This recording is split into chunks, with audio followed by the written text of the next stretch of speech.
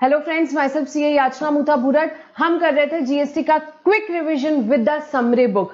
और अगर ये समरी बुक आपके पास अभी तक नहीं है तो बेटा डाउनलोड कर लीजिए। मेरी वेबसाइट www.icaleak.com में डाउनलोड सेक्शन में अवेलेबल है ये। प्लस आप मेरा यूट्यूब चैनल सब्सक्राइब कर सकते हैं सो दैट लेटेस्ट अपडेट आपके पास फटाफट आ जाए। बेटा जो स्टूडेंट्स इंक्वायर कर रहे हैं यहाँ पे नेक्स्ट अटेम्प्ट के लिए, यस बेटा, the Google drive and pen drive classes are available and you can check the details of the same on my website only www.icaleak.com. अब इस वीडियो में what we are going to discuss one of the most important and lengthy topic, exemptions under GST. यहां पे हम इसको revise करेंगे, ठीक है। सो यहां पे स्टार्ट करेंगे हम exemptions का चैप्टर। exemption का मतलब क्या होता है बेटा? जो गुड्स और सर्विसेज जीएसटी से एग्जेम्प्ट है, मतलब जिसपे टैक्स नहीं लगने वाला है, जिसपे टैक्स नहीं लगने वाला है। तो अब एग्जेम्पशन किस तरीके से आता है हम यहाँ पे देखते हैं। एक तो एग्जेम्पशन हो सकता है नोटिफिकेशन के थ्रू आए। नोटिफिकेशन से एग्जेम्पशन आएगा कि जहां गवर्नमेंट को लगता है कि it is necessary in the public interest to do so, वो एक नोटिफिकेशन निकालेंगे और उससे जनरली यहाँ एग्जेम्प्ट करेगी जनरली किसी भी गुड्स या सर्विसेज को either absolutely or subject to some condition. What do you mean by absolutely? Absolute exemption है कि भाई हाँ कोई कंडीशन सेटिस्फाई नहीं करनी, आप ये गुड्स हैं आपके, ठीक है, ये एग्जेम्प्ट है। फॉर एग्जांपल मिल्क एग्जेम्प्ट है, जनरली एग्जेम्प्ट है यहाँ पे, ठीक है।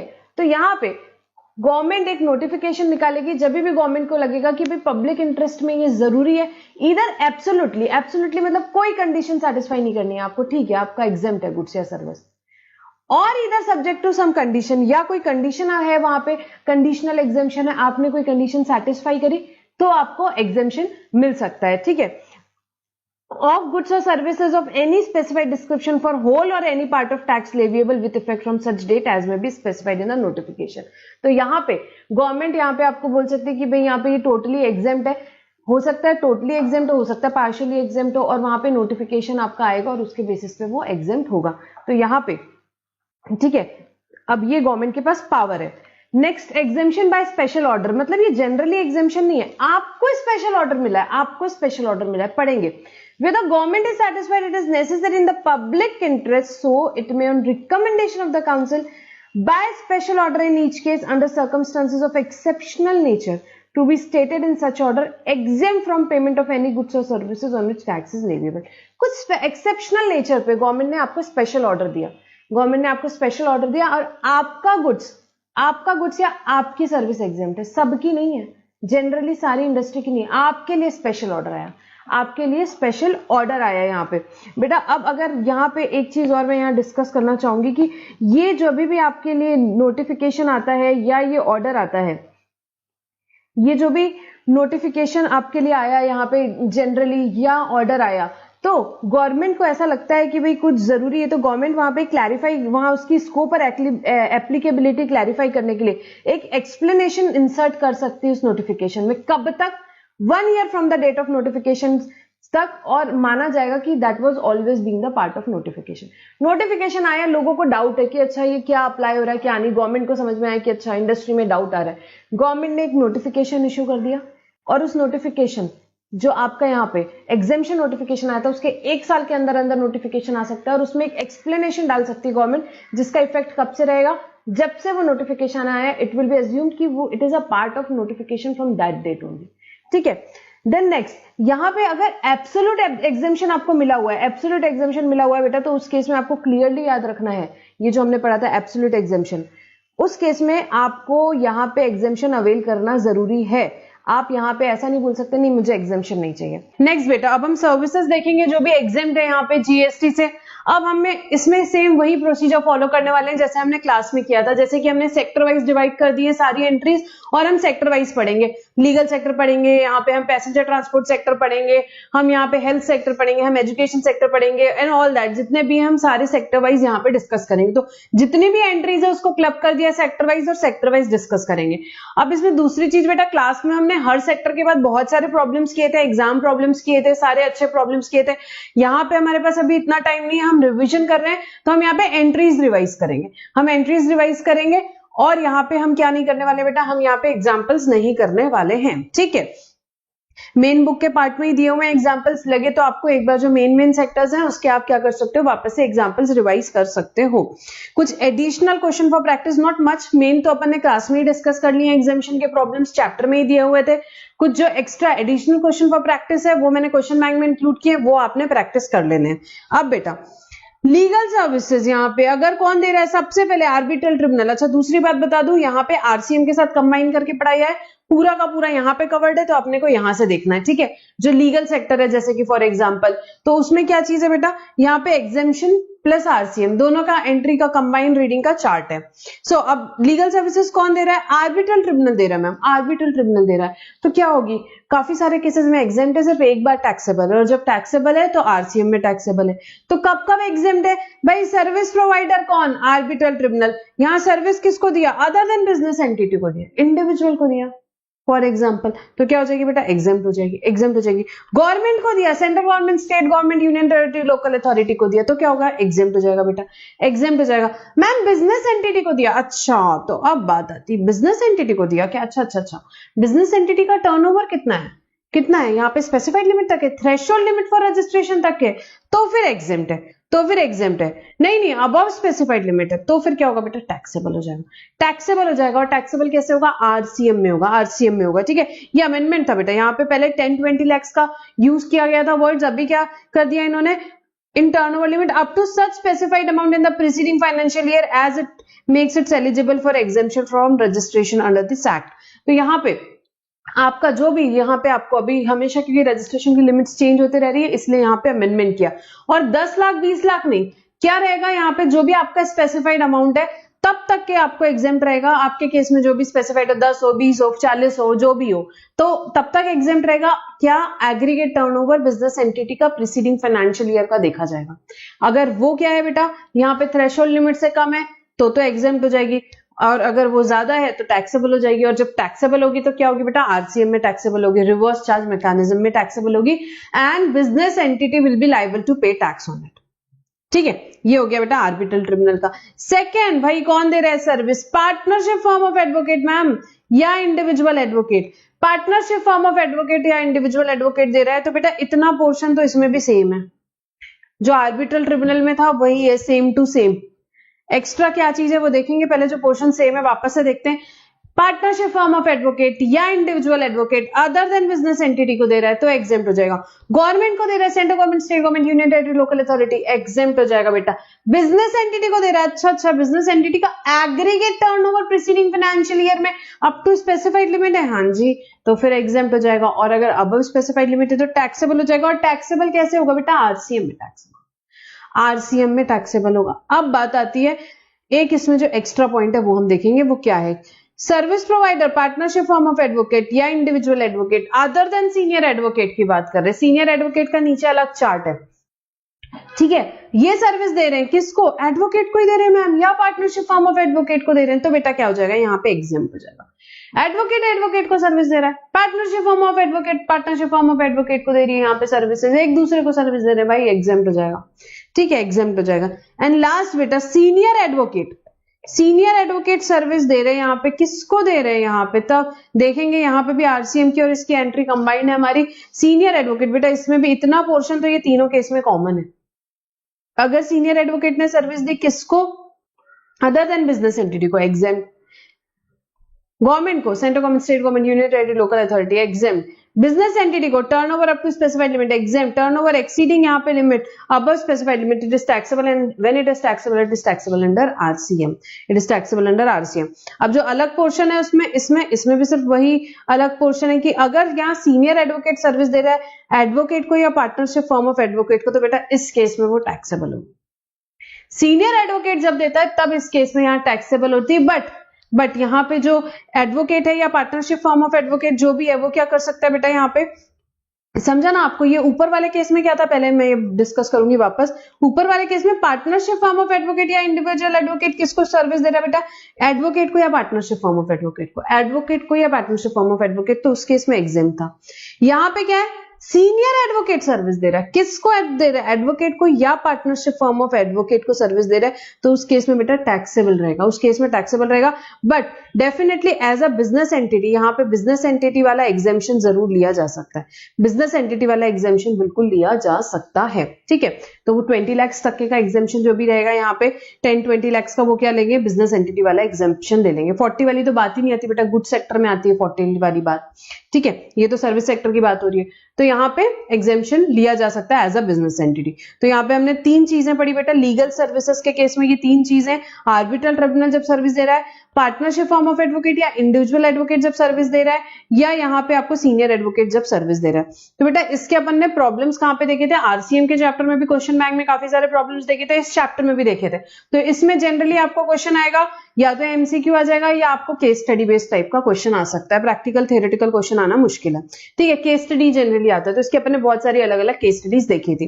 तो यहाँ पे हमारा ये लीगल सेक्टर फर्स्ट जो है हमने डिस्कस किया। नेक्स्ट पैसेंजर ट्रांसपोर्ट सर्विस देखेंगे, यहाँ पे अगेन हम चार्ट फॉर्म में यहाँ पे देखेंगे, टैबुलर फॉर्म में देखेंगे। यहाँ पे क्या बात हुई थी हमारी? सबसे पहले हम अगर एयर ट्रांसपोर्ट सर्विस की बात करें, तो अगर आपका एयर एम्बार्क हो रहा है या टर्मिनेट हो रहा है इनमें से कोई एयरपोर्ट पे, तो क्या हो जाएगी? सर्विस एग्जेम्प्ट हो जाएगी, एग्जेम्प्ट हो जाएगी। कौन कौन से एयरपोर्ट है?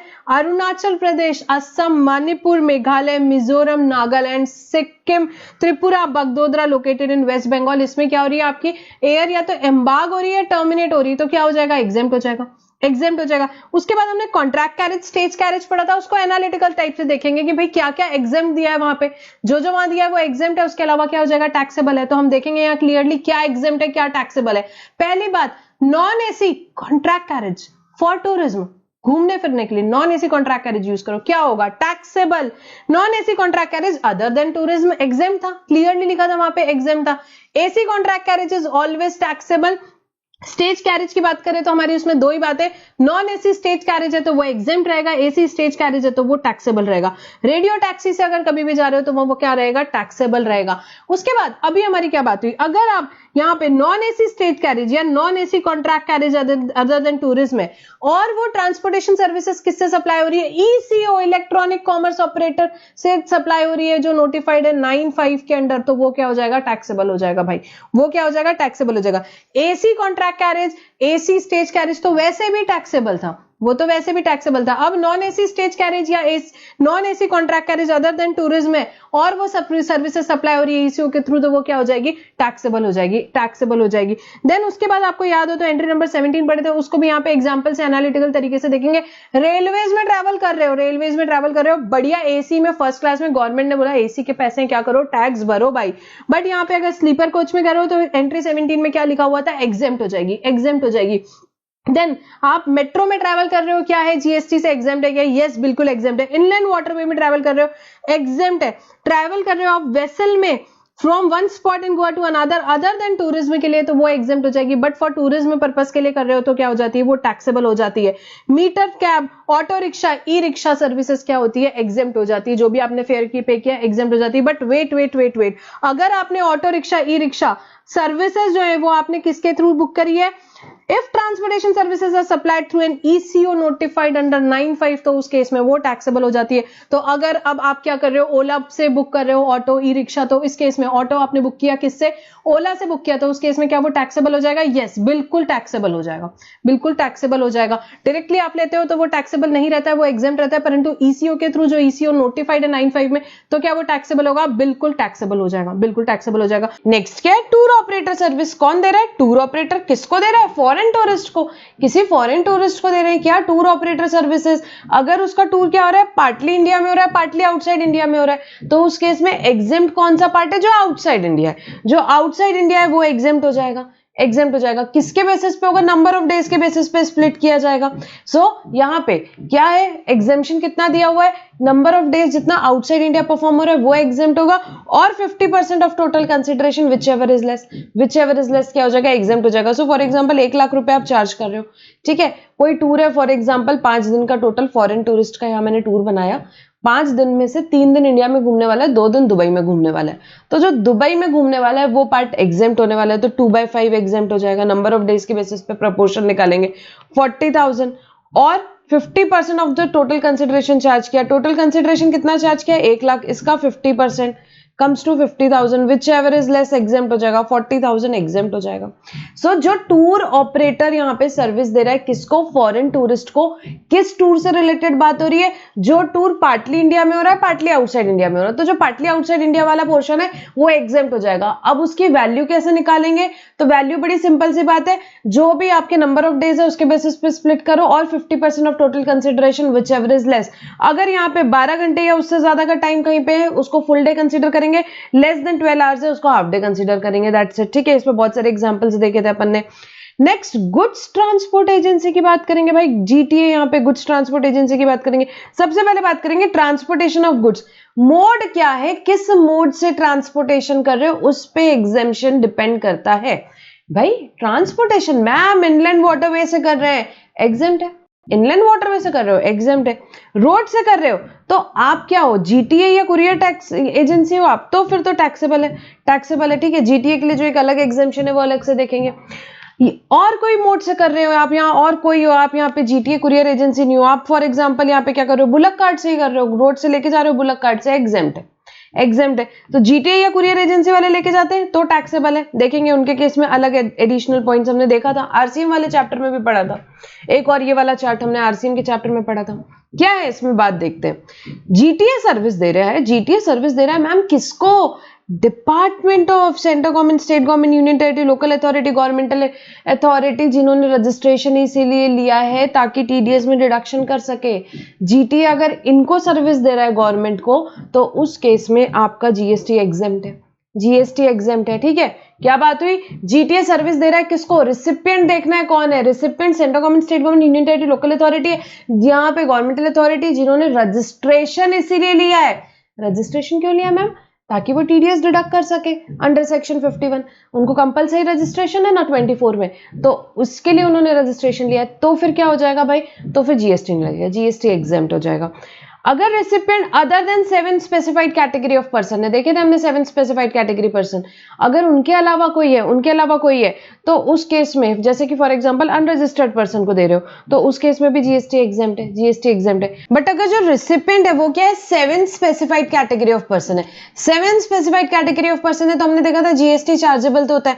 कौन है वो 7 स्पेसिफाइड कैटेगरी ऑफ पर्सन, देखो आपको याद है क्या, अगर आप यहाँ पे रिसिपिएंट कौन है, जीटीए की सर्विस दे रहे हो, किसको दे रहे हो, रिसिपिएंट फैक्ट्री है या सोसाइटी या कोऑपरेटिव सोसाइटी या जीएसटी रजिस्टर्ड पर्सन है या बॉडी कोऑपरेटिव या पार्टनरशिप फर्म है या कैजुअल टैक्सेबल पर्सन है। ठीक है, इन सातों में से कोई आपका रिसिपिएंट है, factory, society, cooperative society, GST registered person है, बॉडी कोऑपरेटिव, पार्टनरशिप फर्म है या कैजुअल टैक्सेबल पर्सन है लोकेटेड इन टैक्सेबल टेरिटरी। अगर इन सातों में से कोई है तो भाई जीएसटी तो चार्जेबल है, जीएसटी तो लगेगा, एग्जेम्प्ट नहीं है सर्विस, जीएसटी तो लगेगा। अब यहाँ पे जीटीए सप्लायर जो है, जीटीए सर्विस सप्लायर जो है, जीटीए के पास 2 ऑप्शन है, यहाँ पे चॉइस है क्या, या तो रजिस्ट्रेशन ले और जीएसटी पे करे under forward charge mechanism, registration ले और क्या चूज करे कि भाई ठीक है मैं जीएसटी पे करूंगा under forward charge, under forward charge. उस केस में रेट ऑफ जीएसटी क्या रहेगा, अगर यहाँ पे विदाउट आईटीसी, आईटीसी नहीं चाहिए इनपुट्स पे, कैपिटल गुड्स पे, इनपुट सर्विसेज पे तो 5%, बट अगर आपको इनपुट टैक्स क्रेडिट चाहिए यहाँ पे, ठीक है, जीटीए सप्लायर जो सर्विस कर रहा है, सर्विस सप्लायर जो है उसको क्या चाहिए, इनपुट टैक्स क्रेडिट चाहिए, इनपुट्स पे, कैपिटल गुड्स पे और इनपुट सर्विसेज पे, तो रेट होगा 12%, तो रेट होगा 12%। सो 5% विदाउट आईटीसी, 12% विद आईटीसी का रेट है। अब या तो क्या ऑप्शन था ये, अगर वो रजिस्ट्रेशन लेता है और ऑप्शन देता है कि हाँ मैं टैक्स पे करूंगा under forward charge, under forward charge, otherwise मतलब या तो वो रजिस्ट्रेशन नहीं ले रहा है या वो ऑप्शन नहीं एक्सरसाइज कर रहा है कि मैं फॉरवर्ड चार्ज पे करूंगा, तो उस केस में क्या होगा, उस केस में रिवर्स चार्ज में रिसिपिएंट टैक्स पे करेगा और रेट ऑफ जीएसटी रहेगा 5%, रेट ऑफ जीएसटी रहेगा 5%। तो बड़ी सिंपल सी बात है, जीटीए के केस में जैसे हमने देखे यहाँ department of central government, state government, union territory, local authority वगैरह जिन्होंने रजिस्ट्रेशन लिया है किस चीज के लिए, for the purpose of tax deduction under section 51, उनको कंपलसरी रजिस्ट्रेशन है सेक्शन 24 में, उस केस में जीटीए की सर्विस जो है आपकी एग्जेम्प्ट रहेगी। Other than 7 specified category of person को दे रहे हो आप तो भी आपकी जीटीए की सर्विस एग्जेम्प्ट है। 7 स्पेसिफाइड कैटेगरी ऑफ पर्सन को दे रहे हो तो फिर जीटीए सप्लायर के पास चॉइस है, रजिस्ट्रेशन ले सकता है, फॉरवर्ड चार्ज में पे कर सकता है, उस केस में 5% विदाउट आईटीसी, 12% का रेट है विद आईटीसी, ठीक है, 12% का आउटपुट का रेट है विद आईटीसी। और अदरवाइज अगर नहीं लेता है रजिस्ट्रेशन या नहीं ऑप्ट करता फॉरवर्ड चार्ज में पे करेंगे, रिवर्स चार्ज में रिसिपिएंट पे करेंगे, फैक्ट्री जो है वो पे करेंगे, जो भी है वो पे करेंगे, ठीक है। और उस केस में रेट ऑफ जीएसटी हो जाएगा 5%, रेट ऑफ जीएसटी हो जाएगा 5%। उसके बाद में ये जो गुड्स है यहाँ पे बेटा, इनका यहाँ ट्रांसपोर्टेशन चाहे ट्रेल से हो चाहे वेसल से हो, यहाँ चाहे जीटीए करे, ये अगर गुड्स हैं तो एग्जेम्प्ट है, ठीक है। ये जो गुड्स हैं इनका ट्रांसपोर्टेशन एग्जेम्प्ट है, इनका ट्रांसपोर्टेशन एग्जेम्प्ट है, किसी भी मोड से हो ना, चाहे वेसल से हो चाहे रेल से हो चाहे गुड्स ट्रांसपोर्ट एजेंसी वाले कर रहे हो, इनका ट्रांसपोर्टेशन एग्जेम्प्ट है भाई। ये देखो बड़े इंपॉर्टेंट प्रोडक्ट्स है, एग्जेम्प्ट है। कौन सा? एग्रीकल्चर प्रोड्यूस, इसका ट्रांसपोर्टेशन हो रहा है किसी भी मोड से हो रहा है, एग्जेम्प्ट है। Milk, salt, food grain including floor pulses, exempt है। मिल्क का, सॉल्ट का यहाँ पे क्या होता है, हो रहा है ट्रांसपोर्टेशन, हो रहा है, एग्जेम्प्ट है। ऑर्गेनिक मैन्योर का ट्रांसपोर्टेशन कर रहे हो, एग्जेम्प्ट है भाई। न्यूज़पेपर, मैगजीन्स जो भी रजिस्टर्ड है किसके साथ, with registrar of newspaper, exempt है भाई। रिलीफ मटेरियल भेज रहे हैं किसको, जो विक्टिम्स हो गए, विक्टिम्स है किसके, नेचुरल या मैन मेड डिजास्टर्स के, कोई कैलेमिटी के, एक्सीडेंट के, यहाँ पे मिशैप के, उस केस में क्या बोला गया है भाई, इनको रिलीफ मटेरियल भेज रहे हो, एग्जेम्प्ट है, इनका ट्रांसपोर्टेशन एग्जेम्प्ट हो जाएगा। डिफेंस या मिलिट्री इक्विपमेंट को आप ट्रांसपोर्ट कर रहे हो, एग्जेम्प्ट हो जाएगा। तो ये इन सब का ट्रांसपोर्टेशन एग्जेम्प्ट हो जाएगा, चाहे एग्रीकल्चर प्रोड्यूस हो, चाहे मिल्क हो, सॉल्ट हो, फूड ग्रेन हो, यहाँ पे ऑर्गेनिक मैन्योर हो, न्यूज़पेपर, मैगजीन जो रजिस्टर है किसके साथ, रजिस्ट्रार ऑफ न्यूज़पेपर के साथ, रिलीफ मटेरियल आप भेज रहे हो यहाँ पे किसी डिजास्टर में, कैलेमिटी में, या डिफेंस या मिलिट्री को इक्विपमेंट्स भेज रहे हैं, तो इनका जो ट्रांसपोर्टेशन है वो एग्जेम्प्ट हो, उनका ट्रांसपोर्टेशन एग्जेम्प्ट होगा, ठीक है। तो ये हमने क्या देखा, ट्रांसपोर्टेशन ऑफ गुड्स के प्रोविजंस देखे। आगे आएंगे नेक्स्ट यहाँ पे, अभी देखो अपन ने कौन कौन से सेक्टर कर लिए, लीगल सेक्टर हो गया अपना, बहुत अच्छे से समझ लिया। देन उसके बाद हमने पैसेंजर ट्रांसपोर्टेशन सर्विस समझ ली, GTA service. Now the fourth one, charitable and religious activity related service, charitable और रिलीजियस एक्टिविटी। तो अब इसमें समझेंगे एंट्री क्या है, ठीक है, इसमें एंट्री क्या है समझेंगे। For exemption of service by charitable religious trust, two condition are necessary. First, the entity registered under 12AA of the income tax act plus the entity carries out one or more charitable activities. तो यहाँ पे charitable, यहाँ पे activities exempt है अगर वो कौन कर रहा है, यहाँ पे वो एंटिटी कर रही है जो कि रजिस्टर्ड है 12AA of the income tax act में। दो ही चीजें नेसेसरी यहाँ पे, जो सर्विस दे रही चैरिटेबल या रिलीजियस ट्रस्ट यहाँ पे। तो एक तो उनमें चैरिटेबल एक्टिविटीज होनी चाहिए। चैरिटेबल एक्टिविटी का मतलब क्या होता है वो समझते हैं 2 मिनट बाद। चैरिटेबल एक्टिविटी होनी चाहिए plus 12AA of the income tax act यहाँ पे करना चाहिए। चैरिटेबल एक्टिविटी मतलब क्या बेटा, पब्लिक हेल्थ सर्विसेज से रिलेटेड हो सकती है, कोई भी पब्लिक हेल्थ सर्विसेज हो सकती है। Advancement of religion, spirituality, yoga, यहाँ पे रिलीजन, स्पिरिचुअलिटी या योगा की सर्विस हो सकती है। रामदेव बाबा जी, यहाँ पे स्पेशल इंपॉर्टेंस दिया गया है यहाँ पे, अगर वो यहाँ पे ये योगा शिविर वगैरह है आपका, यहाँ पे रिलीजन का एडवांसमेंट हो रहा है यहाँ पे, तो उस केस में ये शिविर विविर ये सारे क्या हो जाएंगे बेटा, एग्जाम्प्ट हो जाएंगे, ये सब सर्विसेज एग्जाम्प्ट हो जाएंगी। Advancement of educational program, skill development वगैरह हो रहा है वो एग्जाम्प्ट हो जाएंगे। प्रिजर्वेशन ऑफ एनवायरमेंट प्रिजर्व कर रहे हो, जैसे कि वाटर शेड लगा रहे हैं, फॉरेस्ट वाइल्ड लाइफ के लिए कुछ कर रहे हैं, तो ये सारी सर्विसेज एग्जाम्प्ट है। ये सारी सर्विसेज को चैरिटेबल एक्टिविटीज में आती है और ये एग्जाम्प्ट है। ये 4 चीजें, क्या पब्लिक हेल्थ सर्विस आपकी हो रही है तो पीएचएस, देन रिलीजन, स्पिरिचुअलिटी और योगा हो रहा है तो वो एग्जाम्प्ट है। देन एजुकेशन प्रोग्राम हो रहा है, कुछ स्किल डेवलपमेंट किया जा रहा है, वो एग्जाम्प्ट है। और बेटा अगर आप प्रिजर्व कर रहे हो एनवायरमेंट को, वाइल्ड लाइफ को, यहाँ वाटर शेड्स लगा रहे हो, फॉरेस्ट के प्रिजर्वेशन से रिलेटेड कोई भी सर्विसेज कर रहा है, कौन कर रहा है, कोई भी एंटिटी जो रजिस्टर्ड है 12AA of the income tax act में, चैरिटेबल एक्टिविटीज कर रही है जो यहाँ पे 12AA of the income tax act में रजिस्टर्ड है, वो क्या हो जाएगी बेटा, एग्जाम्प्ट हो जाएगी, एग्जाम्प्ट हो जाएगी। ये तो हो गई एक एंट्री नंबर 1 ही है ये हमारी, ये एंट्री होगी। नेक्स्ट सेकंड एंट्री जो चैरिटेबल ट्रस्ट से रिलेटेड है वो ये पढ़ेंगे। सर्विस बाय अ पर्सन, वो कौन कर रहा था, 12AA of the income tax act, charitable activities. Second entry number 13 क्या बोलती है, सर्विस कोई भी पर्सन कर सकता है, कोई भी पर्सन, कौन सी, जैसे कंडक्ट ऑफ रिलीजियस सेरेमनी, कोई रिलीजियस सेरेमनी यहाँ पे कंडक्ट करी गई तो वो एग्जाम्प्ट हो जाएगी बेटा, कोई रिलीजियस सेरेमनी यहाँ पे आपने कंडक्ट करी तो वो एग्जाम्प्ट हो जाएगी। Plus renting of presence of religious place entity by entity registered under 12AA of the income tax act, it is generally exempt, but अपन इसका नोट देखेंगे। प्रेजेंस का मतलब क्या होता है बेटा, अपने जो जैसे मंदिर है फॉर एग्जाम्पल, उसके आजू बाजू की जगह। So the presence is not to be interpreted in a restricted manner all immovable property of religious place located within the outer boundary walls of the complex in which religious place is located is to be considered as being located in the presence of the religious place. तो यहाँ पे आपका मंदिर है, उसके आजू बाजू जगह है, कुछ भवन ववन बने, वो सब आपके प्रेसेंस होते हैं. तो यहाँ पे आप उसको रेंट कर रहे हो, रूम रेंट पे दे रहे हो, वहां पे कोई फंक्शन के लिए रेंट पे दे रहे हो, या मैरिज के लिए हॉल रेंट पे दे रहे हो, तो उन सब चीजों की टैक्सेबिलिटी कैसे होती. So renting of presence of religious places exempt, however the exemption shall be subject to per day per month rental limit as specified in the respective entry. देखते हैं वो क्या है. The exemption shall not apply to, बेटा not apply to कर दो. Exemption shall apply to नहीं, exemption shall not apply to. किस केसेस में? जहां पे renting of rooms where charges are ₹1000 और मोर पर डे. अब रामदेव बाबा ने शिविर रखा है यहाँ पे, उन्होंने यहाँ पे रेंटिंग ऑफ रूम कर दी. यहाँ पे कोई भी शिविर है, कोई रिलीजियस सेरेमनी हो रही है, हम जा रहे हैं वहां पे, रूम रेंट कर रहे हो, आपने 100, 200, 500, 1000 रुपए के अंदर तक के किसी से लिया है तो एग्जेम्प्ट है, तो एग्जेम्प्ट है. आप वहां चार्ज कर रहे हो 4000 रुपीज उस रूम के लिए, रेंट रूम कर रहे हो, जो भी आ रहा है शिविर अटेंड करने, 4000 रुपीज आपने चार्ज किए. क्या वो टैक्सेबल होंगे? हाँ होंगे. रूम का रेंट यहाँ पे 1000 रुपए से ज्यादा होता है पर डे, तो वो टैक्सेबल होगा पर डे. ठीक है. सो 1000 लिमिट है रेंटिंग ऑफ रूम के एग्जेम्पशन के लिए. Then renting of premises, community hall, kalyan mandap और open area and like where the charges are 10,000 और मोर पर डे. अब वहां पे बहुत सारे हमने देखे भवन में हॉल वगैरह होते हैं, तो वो हॉल अगर आपको रेंट पे दिया जा रहा है 2000, 5000, 8000 रुपए पर डे तक के, तो एग्जेम्प्ट है, तो एग्जेम्प्ट है.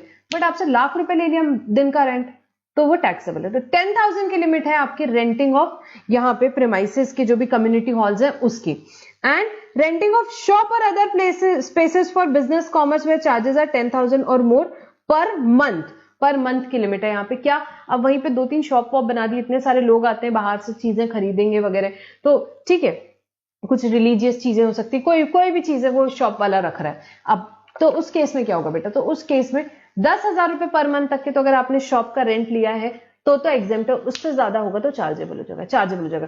तो वापस यहाँ पे हम डिस्कस करेंगे जो प्रेसेंस है यहाँ पे, अगर उसका आप रेंटिंग करते हो तो वो जनरली एग्जेम्प्ट है up to a specified limit. Specified limit क्या है? रेंटिंग ऑफ रूम है तो 1000 पर डे यहाँ पे लिमिट है. देन उसके बाद में यहाँ पे रेंटिंग ऑफ कम्युनिटी हॉल्स है तो 10,000 पर डे है, और अगर यहाँ पर रेंटिंग ऑफ शॉप्स है तो 10,000 पर मंथ है. इससे ज्यादा आपने किसी से लिया तो क्या होगा बेटा? यहाँ पे चार्ज हो जाएगा, आप चार्ज हो जाएगा जीएसटी पे वो सर्विस. ठीक है. तो ये किससे रिलेटेड था? ये बस छोटी सी एंट्री थी बेटा, कुछ खास नहीं. यहाँ पे हमने पढ़ा चैरिटेबल एंड रिलीजियस एक्टिविटीज की, आपको बस इतनी याद रखनी है, more than sufficient. Next, health care services important from exam point of view. ठीक है. देखो, सर्विस जो देता है वेटनरी क्लिनिक, यहाँ पे in relation to what? Veterinary clinic किसके लिए देता है? Health care of animals and birds. वो एग्जेम्प्ट है, उस पे जीएसटी नहीं लगेगा. ठीक है. वेटनरी क्लिनिक की सर्विस दी है क्वेश्चन में, एग्जेम्प्ट हो जाएगी, उस पे जीएसटी नहीं लगेगा. उसके बाद सर्विस है कौन सी? हेल्थ केयर सर्विस है. या तो क्लिनिकल एस्टेब्लिशमेंट दे रहा है, या यहाँ पे पैरामेडिक्स दे रहा है, या ऑथराइज मेडिकल प्रैक्टिशनर दे रहा है. इन तीनों में से कोई क्या दे रहा है? हेल्थ केयर सर्विस दे रहा है, तो एग्जेम्प्ट है. अगेन हेल्थ केयर सर्विस कौन दे रहा है? यहाँ पे क्लिनिकल एस्टेब्लिशमेंट दे रहा है, ऑथराइज मेडिकल प्रैक्टिशनर दे रहा है, या पैरामेडिक्स दे रहा है, एग्जेम्प्ट है. What do you mean by health care service? देखो, हेल्थ केयर सर्विस की डेफिनेशन दी हुई है. क्या? या तो भाई डायग्नोसिस कर रहा है, फॉर एग्जांपल डॉक्टर डायग्नोसिस करता है ना कि भाई क्या है आपको, पहले फिर उसको ट्रीटमेंट दे सकता है, या केयर, जो तीनों में से कुछ भी कर रहा है, या डायग्नोसिस या ट्रीटमेंट या केयर. हेल्थ केयर सर्विस मतलब या डायग्नोसिस या ट्रीटमेंट कर रहा है या केयर कर रहा है. किस चीज की? या तो इलनेस की, या इंजरी की, या डिफॉर्मिटी की, या एबनॉर्मेलिटी की, या प्रेगनेंसी की, in any recognised system of medicine in India. तो डायग्नोसिस, ट्रीटमेंट, क्योर, डीटीसी किस चीज का? Double iPad. What do you mean by double iPad?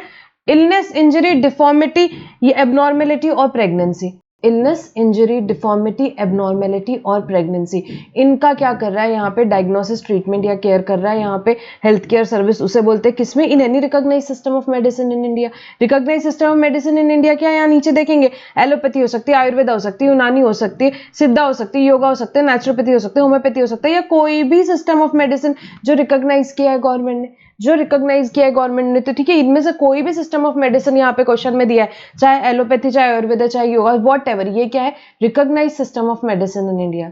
तो क्या कर रहा है यहाँ पे? हेल्थ केयर सर्विस का मतलब क्या होता है? Diagnosis, treatment, care of double iPad, DTC of double iPad, in any recognised system of medicine in India क्या है? हेल्थ केयर सर्विस है, हेल्थ केयर सर्विस है and includes transportation of patient to and from clinical establishment.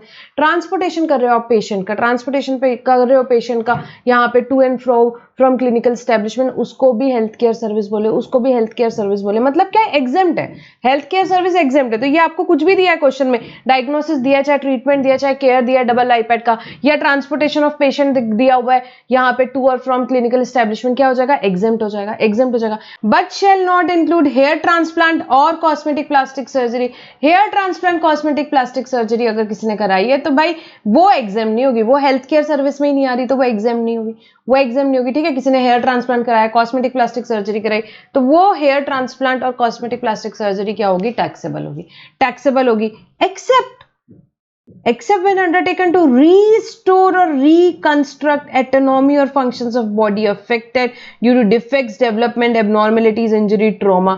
अब किसी को कुछ injury हो गई, कोई ट्रॉमा हो गया, कोई डिफेक्ट है, उसको रीस्टोर करने के लिए किसी ने प्लास्टिक सर्जरी करवाई, कॉस्मेटिक सर्जरी कराई, तो फिर वो हेल्थ केयर सर्विस में आ जाएगी, तो फिर वो एग्जेम्प्ट है, तो फिर वो एग्जेम्प्ट हो गई। क्या किसी को इंजरी हो गई, उसको रीस्टोर करने के लिए किसी ने प्लास्टिक सर्जरी करवाई, तो फिर क्या हो जाएगी? वो हेल्थ केयर सर्विस में आ जाएगी और फिर क्या हो जाएगी भाई? वो एग्जेम्प्ट हो जाएगी, एग्जेम्प्ट हो जाएगी। ठीक है, सो हम यहाँ क्या पढ़ रहे थे? क्या एग्जेम्प्ट है? एंट्री नंबर 74 में हेल्थ केयर सर्विस कौन दे रहा है?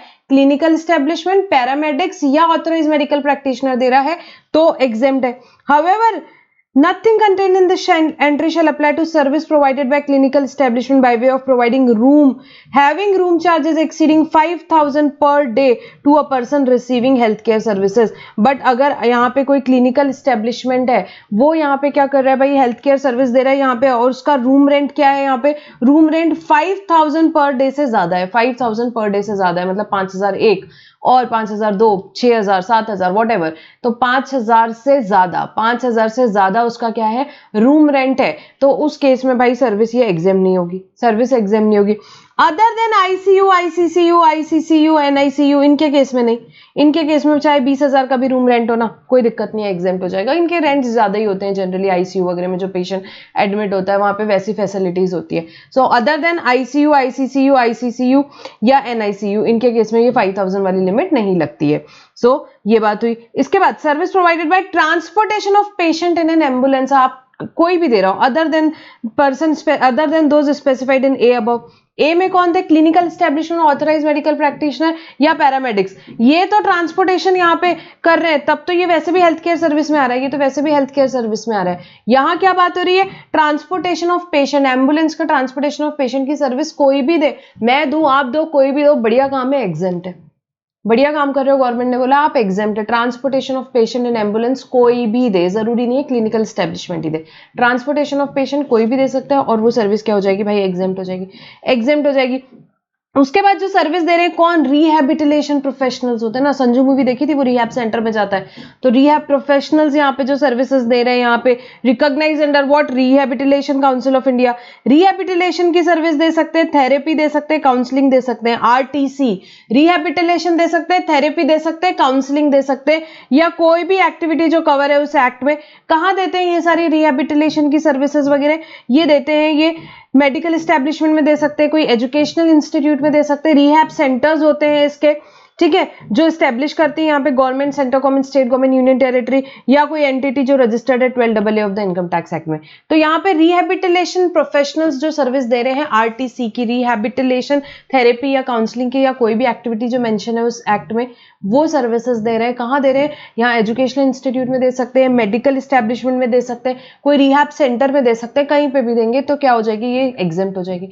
गवर्नमेंट देती है यहाँ पे सेंटर्स, ये एस्टेब्लिश करती है, या तो हो सकता है कोई एंटिटी जो 12AA of the income tax act में है उन्होंने एस्टेब्लिश किया हो, तो जब यहाँ पे ये करते हैं तो क्या हो जाता है? एग्जेम्प्ट होती है। रिहैबिलिटेशन प्रोफेशनल्स की सर्विसेज एग्जेम्प्ट है, बस ये बात हुई, ठीक है। इसके बाद फूड सप्लाइड टू पेशेंट, भाई यहाँ पे देखो क्या बात हुई, हॉस्पिटल में, यहाँ पे हॉस्पिटल कैंटीन में जो फूड मिलता है उसकी टैक्सेबिलिटी की बात हो रही है। तो भाई पेशेंट के अलावा और कोई भी जो वहां पे हॉस्पिटल कैंटीन से ले रहा है, चाहे डॉक्टर हो, स्टाफ हो, या हम लोग भी विजिटर्स अगर जो जाते हैं कैंटीन में, हमने कुछ खाया तो वो टैक्सेबल है, वो टैक्सेबल है। पेशेंट के अलावा किसी को तो हमेशा ही टैक्सेबल है फूड। पेशेंट को जब यहाँ पे फूड दिया है, अब पेशेंट देखने आपको एडमिट है क्या।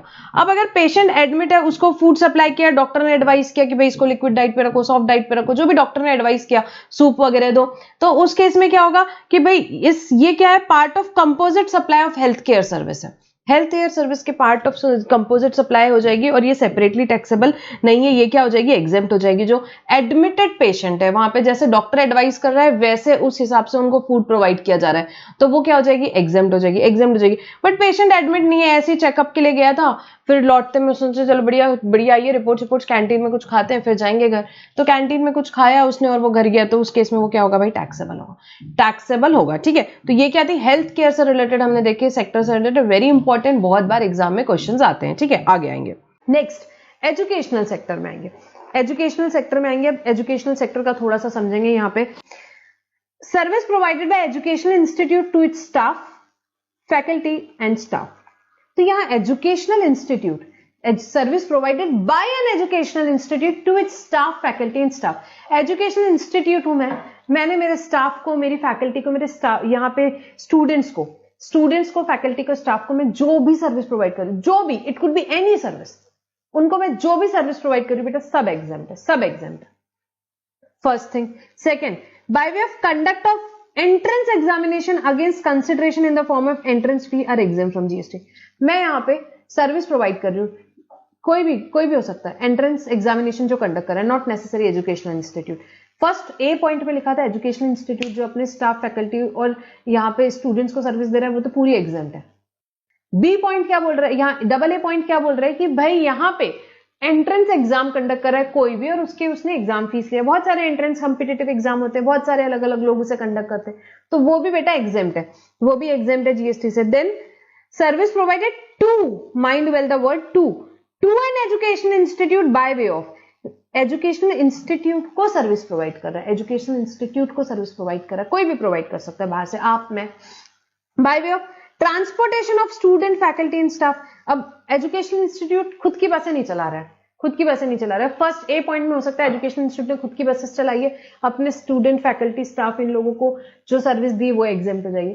अब एजुकेशनल इंस्टीट्यूट ये सब नहीं कर रहा है, उसने कोई थर्ड पार्टी ट्रांसपोर्टर है, बस सर्विस वाला है, उसको बोला है कि भाई ये स्टूडेंट्स को, इनको सबको दे दे, तुम उससे जो भी चार्जेस है ले लिया कर। तो यहाँ पे जो बस सर्विस वाला सर्विस प्रोवाइड कर रहा है वो एग्जेम्प्ट हो जाएगी if he is providing to an educational institute by way of transportation of student, faculty and staff, transportation of student, faculty and staff. Then service provided to an educational institute by way of catering including any mid day meals scheme sponsored by central government, state government, union territory. ये होते हैं catering जो होती है, ये बहुत सारे mid day meals वगैरह होते हैं जो कि प्रोवाइड किए जाते हैं स्कूल्स वगैरह में, स्पेशली जहां बैकवर्ड स्कूल्स में, यहाँ पे गवर्नमेंट स्कूल्स में मिड डे मील्स वगैरह प्रोवाइड किए जाते हैं, तो वो भी एग्जाम्प्ट रहेंगे। तो जो केटर वाला सर्विसेज दे रहा है मिड डे मील्स की फॉर एग्जाम्पल, तो यहाँ पे वो एग्जाम्प्ट होगी, वो एग्जाम्प्ट हो जाएगी। Security, cleaning, housekeeping service performed in such educational institute. यहाँ पे सिक्योरिटी सर्विसेज है, यहाँ पे क्लीनिंग है, हाउसकीपिंग है, उसके लिए किसी थर्ड पार्टी को हायर किया हुआ है, जनरली सब थर्ड पार्टी को ही हायर करते हैं। वो सर्विस अगर कोई एजुकेशनल इंस्टीट्यूट को प्रोवाइड कर रहा है तो वो भी एग्जेम्प्ट हो जाएगी। Then services relating to admission to और conduct of examination by such institute. यहाँ पे आपने एजुकेशनल इंस्टीट्यूट को यहाँ पे असिस्ट किया है एडमिशन के लिए, यहाँ पे एग्जामिनेशन कंडक्ट करने के लिए, तो वो सर्विसेज भी एग्जेम्प्ट हो जाएगी। And supply of online educational journal और पीरियोडिकल्स, एजुकेशनल इंस्टीट्यूट को आप सपोर्ट कर रहे हो ऑनलाइन जर्नल्स और पीरियोडिकल्स के लिए, तो वो भी एग्जेम्प्ट हो जाएगी। अब बेटा सबसे पहले एजुकेशनल इंस्टीट्यूट का मतलब समझो, और ये जो क्लॉज यहाँ पे 1 to 5 है, इसमें से ये कौन से क्लॉजेस कौन से एजुकेशनल इंस्टीट्यूट को अप्लाई होते हैं वो समझो, ठीक है। अब एजुकेशनल इंस्टीट्यूट की डेफिनेशन एक बार देखेंगे। Educational institute means an institute providing service by way of pre school education and education up to higher secondary school or equivalent. ये मैं नहीं समझाऊंगी, आपको पता है प्री स्कूल आपके छोटे जो स्कूल हो गए वो, और हायर सेकेंडरी स्कूल तक के प्री स्कूल हो गए।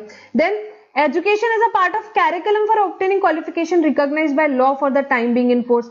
यहाँ कोई लॉ के हिसाब से कोई भी आप कैरिकुलम यहाँ करवा रहे हो तो वो भी आपके क्या हो जाएगा, यहाँ पे जैसे बीकॉम एमकॉम हो गया, ये सब आपके क्या हो जाएंगे, These are the qualification which is recognized by law for the time being in force. And education as a part of approved vocational courses या approved vocational courses जो होते हैं तो वो यहाँ पे हो जाएंगे, ठीक है। ये भी क्या हो जाएंगे, एजुकेशनल इंस्टीट्यूट में आएंगे, एजुकेशनल इंस्टीट्यूट में आएंगे।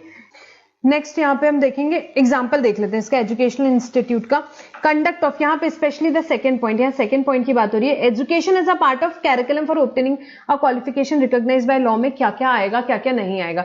सो अगर यहाँ पे कोई डिग्री कोर्सेज, यहाँ पे जैसे बीकॉम का हो गया, बीबीए हो गए, conduct of degree courses by college university institute, yes it lead to grant of qualification recognised by law and it would be covered in the second point above. Training यहाँ पे private institute दे रहे हैं, अगर मैं यहाँ पे training दे रही हूँ तो क्या ये रिकॉग्नाइज्ड बाय लॉ यहाँ पे आएगी, ये एजुकेशनल इंस्टीट्यूट की डेफिनेशन में फिट होगा, तो बेटा नहीं होगा। तो ये कुछ हमने नीचे एग्जांपल्स देखे एजुकेशनल इंस्टीट्यूट पे। अब आप समझो, यहाँ पे हम ये पढ़ रहे थे, आपको अगर याद हो तो यहाँ service provided by educational institute to its staff faculty and student, staff faculty और स्टूडेंट को अगर सर्विस दे रहे हैं तो वो एग्जाम था। देन कोई एंट्रेंस एग्जाम कंडक्ट कर रहा है वो एग्जाम है। एंड बेटा थर्ड, एजुकेशनल इंस्टीट्यूट को अगर 5 सर्विसेज मिल रही है तो वो एग्जाम है, वो एग्जाम है, ठीक है। उसमें हमने क्या क्या देखा, एक तो ट्रांसपोर्टेशन का सर्विस आप स्टूडेंट फैकल्टी स्टाफ का कर रहे हो तो फर्स्ट, सेकंड केटरिंग वाली सर्विसेज है वो एग्जाम्प्ट है, फिर वो क्लीनिंग वाली सर्विस, सिक्योरिटी, हाउसकीपिंग एग्जाम्प्ट है। देन उसके बाद में एडमिशन टू और कंडक्ट ऑफ एग्जामिनेशन के लिए कोई सर्विस है वो एग्जाम्प्ट है, और ऑनलाइन जर्नल्स और पीरियोडिकल्स यहाँ पे एग्जाम्प्ट है।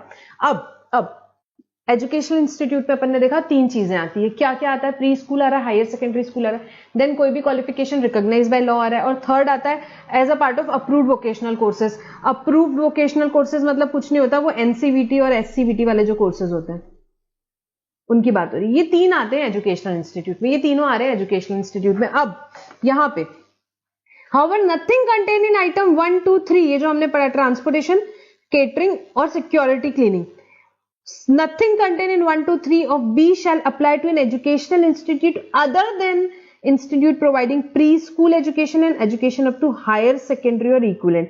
मतलब जो फर्स्ट, सेकेंड और थर्ड पॉइंट है ये सिर्फ क्या प्री स्कूल को लगता है? बेटा उनको ही जरूरत पड़ती है ट्रांसपोर्टेशन की और केटरिंग की और सिक्योरिटी, हाउसकीपिंग, क्लीनिंग की, उन्हीं को एग्जेम्प्ट की गई है। सिर्फ किसको? प्री स्कूल और higher secondary, pre school plus higher secondary को, first, second and third point सिर्फ उन्हीं को एग्जेम्प्ट किया हुआ है, ठीक है।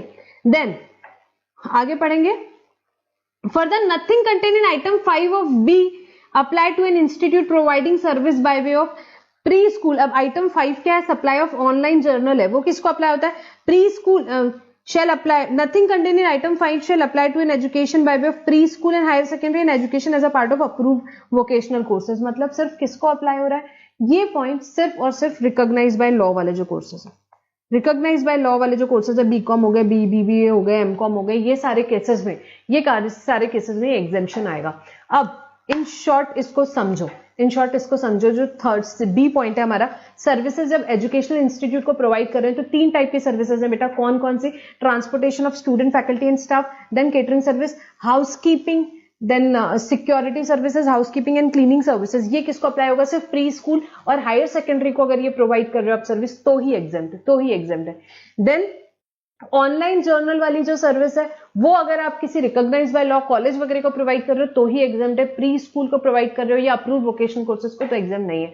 एंड जो फोर्थ वाला पॉइंट था, सर्विसेज रिलेटिंग टू एडमिशन और कंडक्ट ऑफ एग्जामिनेशन, वो ओपन है, वो सारे एजुकेशनल इंस्टीट्यूट को अगर वो सर्विस प्रोवाइड करते हो तो वो एग्जाम्प्ट है, ठीक है। तो ये हमको एकदम डिटेल में पढ़ना था इसलिए हमने ये एक बार डिस्कस कर लिया। अब एक बार एजुकेशनल इंस्टीट्यूट की डेफिनेशन में थोड़ा सा चेंज हुआ है और यहाँ पे देखो, IIM are not now covered under educational institute whose services are exempt under entry number 66। ये जो 66 वाला नोटिफिकेशन था, यहाँ पे IIM को एजुकेशनल इंस्टीट्यूट माना है, IIM को एजुकेशनल इंस्टीट्यूट माना है और अब IIM की सर्विसेज वहां पे एग्जेम्प्ट है। पहले एक अलग से एंट्री होती थी, एंट्री नंबर 67, उसके थ्रू IIM को कवर किया गया था, बट अभी यहाँ पे एंट्री नंबर 66 के हिसाब से ही IIM जो कोर्सेज प्रोवाइड कर रहा है वो सर्विसेज वहां पे एग्जाम्प्ट हो जाएगी। बेटा IIM ना कुछ एग्जीक्यूटिव कोर्सेज भी प्रोवाइड करता है, short duration courses, that are not recognised by law, वो टैक्सेबल होंगे, उस पर 18% GST लगेगी। बट जो IIM के रिकॉग्नाइज्ड बाय लॉ वाले कोर्सेज है वो एजुकेशनल इंस्टीट्यूट के क्लॉज 2 में कवर होकर के एग्जाम्प्ट हो जाएंगे, ठीक है। तो ये IIM की सर्विसेज जो है वो भी यहाँ पे एग्जाम्प्ट हो जाएगी।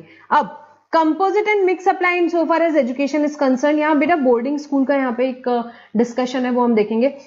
बोर्डिंग स्कूल जो रहता है वो सर्विसेज देता है आपको, वहां आप you take education also, residence also, food also. So boarding school provides service of education coupled with other services like dwelling units for residence, food. This may be case of composite supply of charges for education and lodging are inseparable.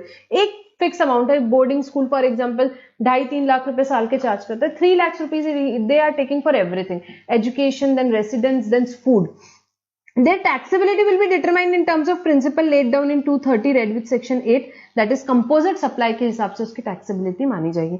Such services in case of boarding school are naturally bundled and supplied in ordinary course of business. Almost सारे boarding schools ऐसे ही packages देते हैं. Therefore, the bundle of service will be treated as consisting entirely of principal supply, which means service which form predominant element of such bundle.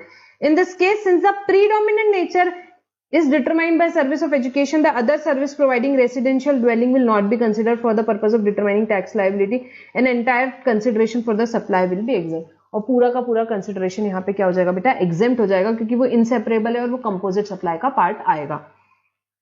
ठीक है. Predominant element हमारा क्या है, education है. बाकी बच्चा रह तो बेचारा पढ़ने के लिए रहा, खा तो वहां पे सिर्फ वो मेन एलिमेंट आपका क्या है वहां पे, एजुकेशन है, इसलिए वो कंपोजिट सप्लाई हो जाएगा. Since education services are exempt, services provided by educational institute to its students is exempt, so the total जो आपका अमाउंट है वो पूरा का पूरा एग्जेम्प्ट हो जाएगा बोर्डिंग सर्विसेज के, बोर्डिंग स्कूल के केस में. एक बेटा इसमें क्लैरिफिकेशन भी आया था कि जो मैरिटाइम ट्रेनिंग इंस्टीट्यूट होते हैं उन्हें एजुकेशनल इंस्टीट्यूट का स्टेटस दिया, तो उनके जो भी कोर्सेज वो कंडक्ट कर रहे हैं वो एग्जेम्प्ट हो जाएंगे जीएसटी, वो एग्जेम्प्ट हो जाएंगे जीएसटी से. पढ़ेंगे एक बार.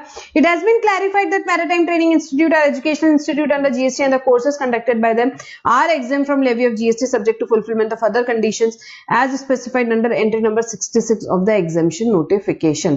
ठीक है बेटा. Next, service by way of training और कोचिंग इन. क्या बात हो रही है, सर्विस यहाँ पे ट्रेनिंग की या कोचिंग की, ट्रेनिंग की या कोचिंग की कहां पे, इन रिक्रिएशनल एक्टिविटीज जैसे कि रिलेटिंग टू आर्ट्स हो या कल्चर हो. ठीक है, बट कौन दे रहा है, इंडिविजुअल दे रहा है.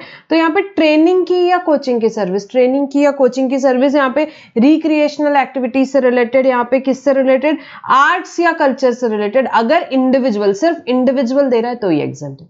ठीक है. सो इंडिविजुअल दे रहा है अगर ये ट्रेनिंग कोचिंग की सर्विसेज यहाँ पे रिलेटिंग टू आर्ट्स कल्चर, ये एग्जेम्प्ट है. पहली बात. दूसरी बात, ट्रेनिंग और कोचिंग की सर्विस की बात हो रही है. ट्रेनिंग और कोचिंग इन स्पोर्ट्स, ट्रेनिंग और कोचिंग किसमें, स्पोर्ट्स में. कौन दे रहा है, बाय चैरिटेबल एंटिटीज. स्पोर्ट्स में कौन दे रहा है, चैरिटेबल एंटिटीज जो भी रजिस्टर्ड है 12A या AB of the income tax act में. तो ट्रेनिंग या कोचिंग की सर्विस हो रही है स्पोर्ट्स में, चैरिटेबल एंटिटीज जो 12AA या 12AB of the income tax act में रजिस्टर्ड है, अगर वो दे रहे हैं तो यहाँ पे एग्जेम्प्ट होगी. तो यहाँ पे दो एग्जेम्पशन क्या पड़े, ट्रेनिंग या कोचिंग की सर्विसेज यहाँ पे अगर इंडिविजुअल दे रहा है, किससे रिलेटेड, आर्ट्स या कल्चर से रिलेटेड, तो एग्जेम्प्ट है.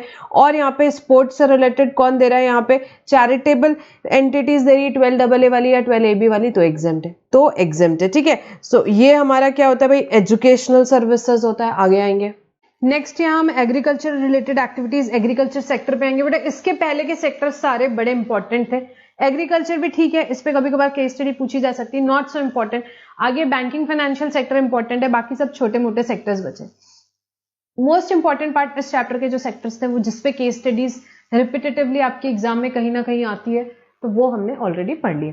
अब agriculture sector, services related to cultivation of plant and rearing of all form of animal except rearing of horse. For cultivation of plant की या rearing of all form of animals की service किस चीज के लिए हो सकती है भाई, फूड के लिए, फाइबर के लिए, फ्यूल के लिए, रॉ मटेरियल के लिए, या सिमिलर प्रोडक्ट के लिए, या एग्रीकल्चर प्रोड्यूस के लिए. By way of all these are exempt. By way of all these are exempt. बेटा एग्रीकल्चर प्रोड्यूस के लिए, अब एग्रीकल्चर प्रोड्यूस का मतलब क्या है, एक बार चलो एग्रीकल्चर प्रोड्यूस की डेफिनेशन भी देख ही लेते हैं.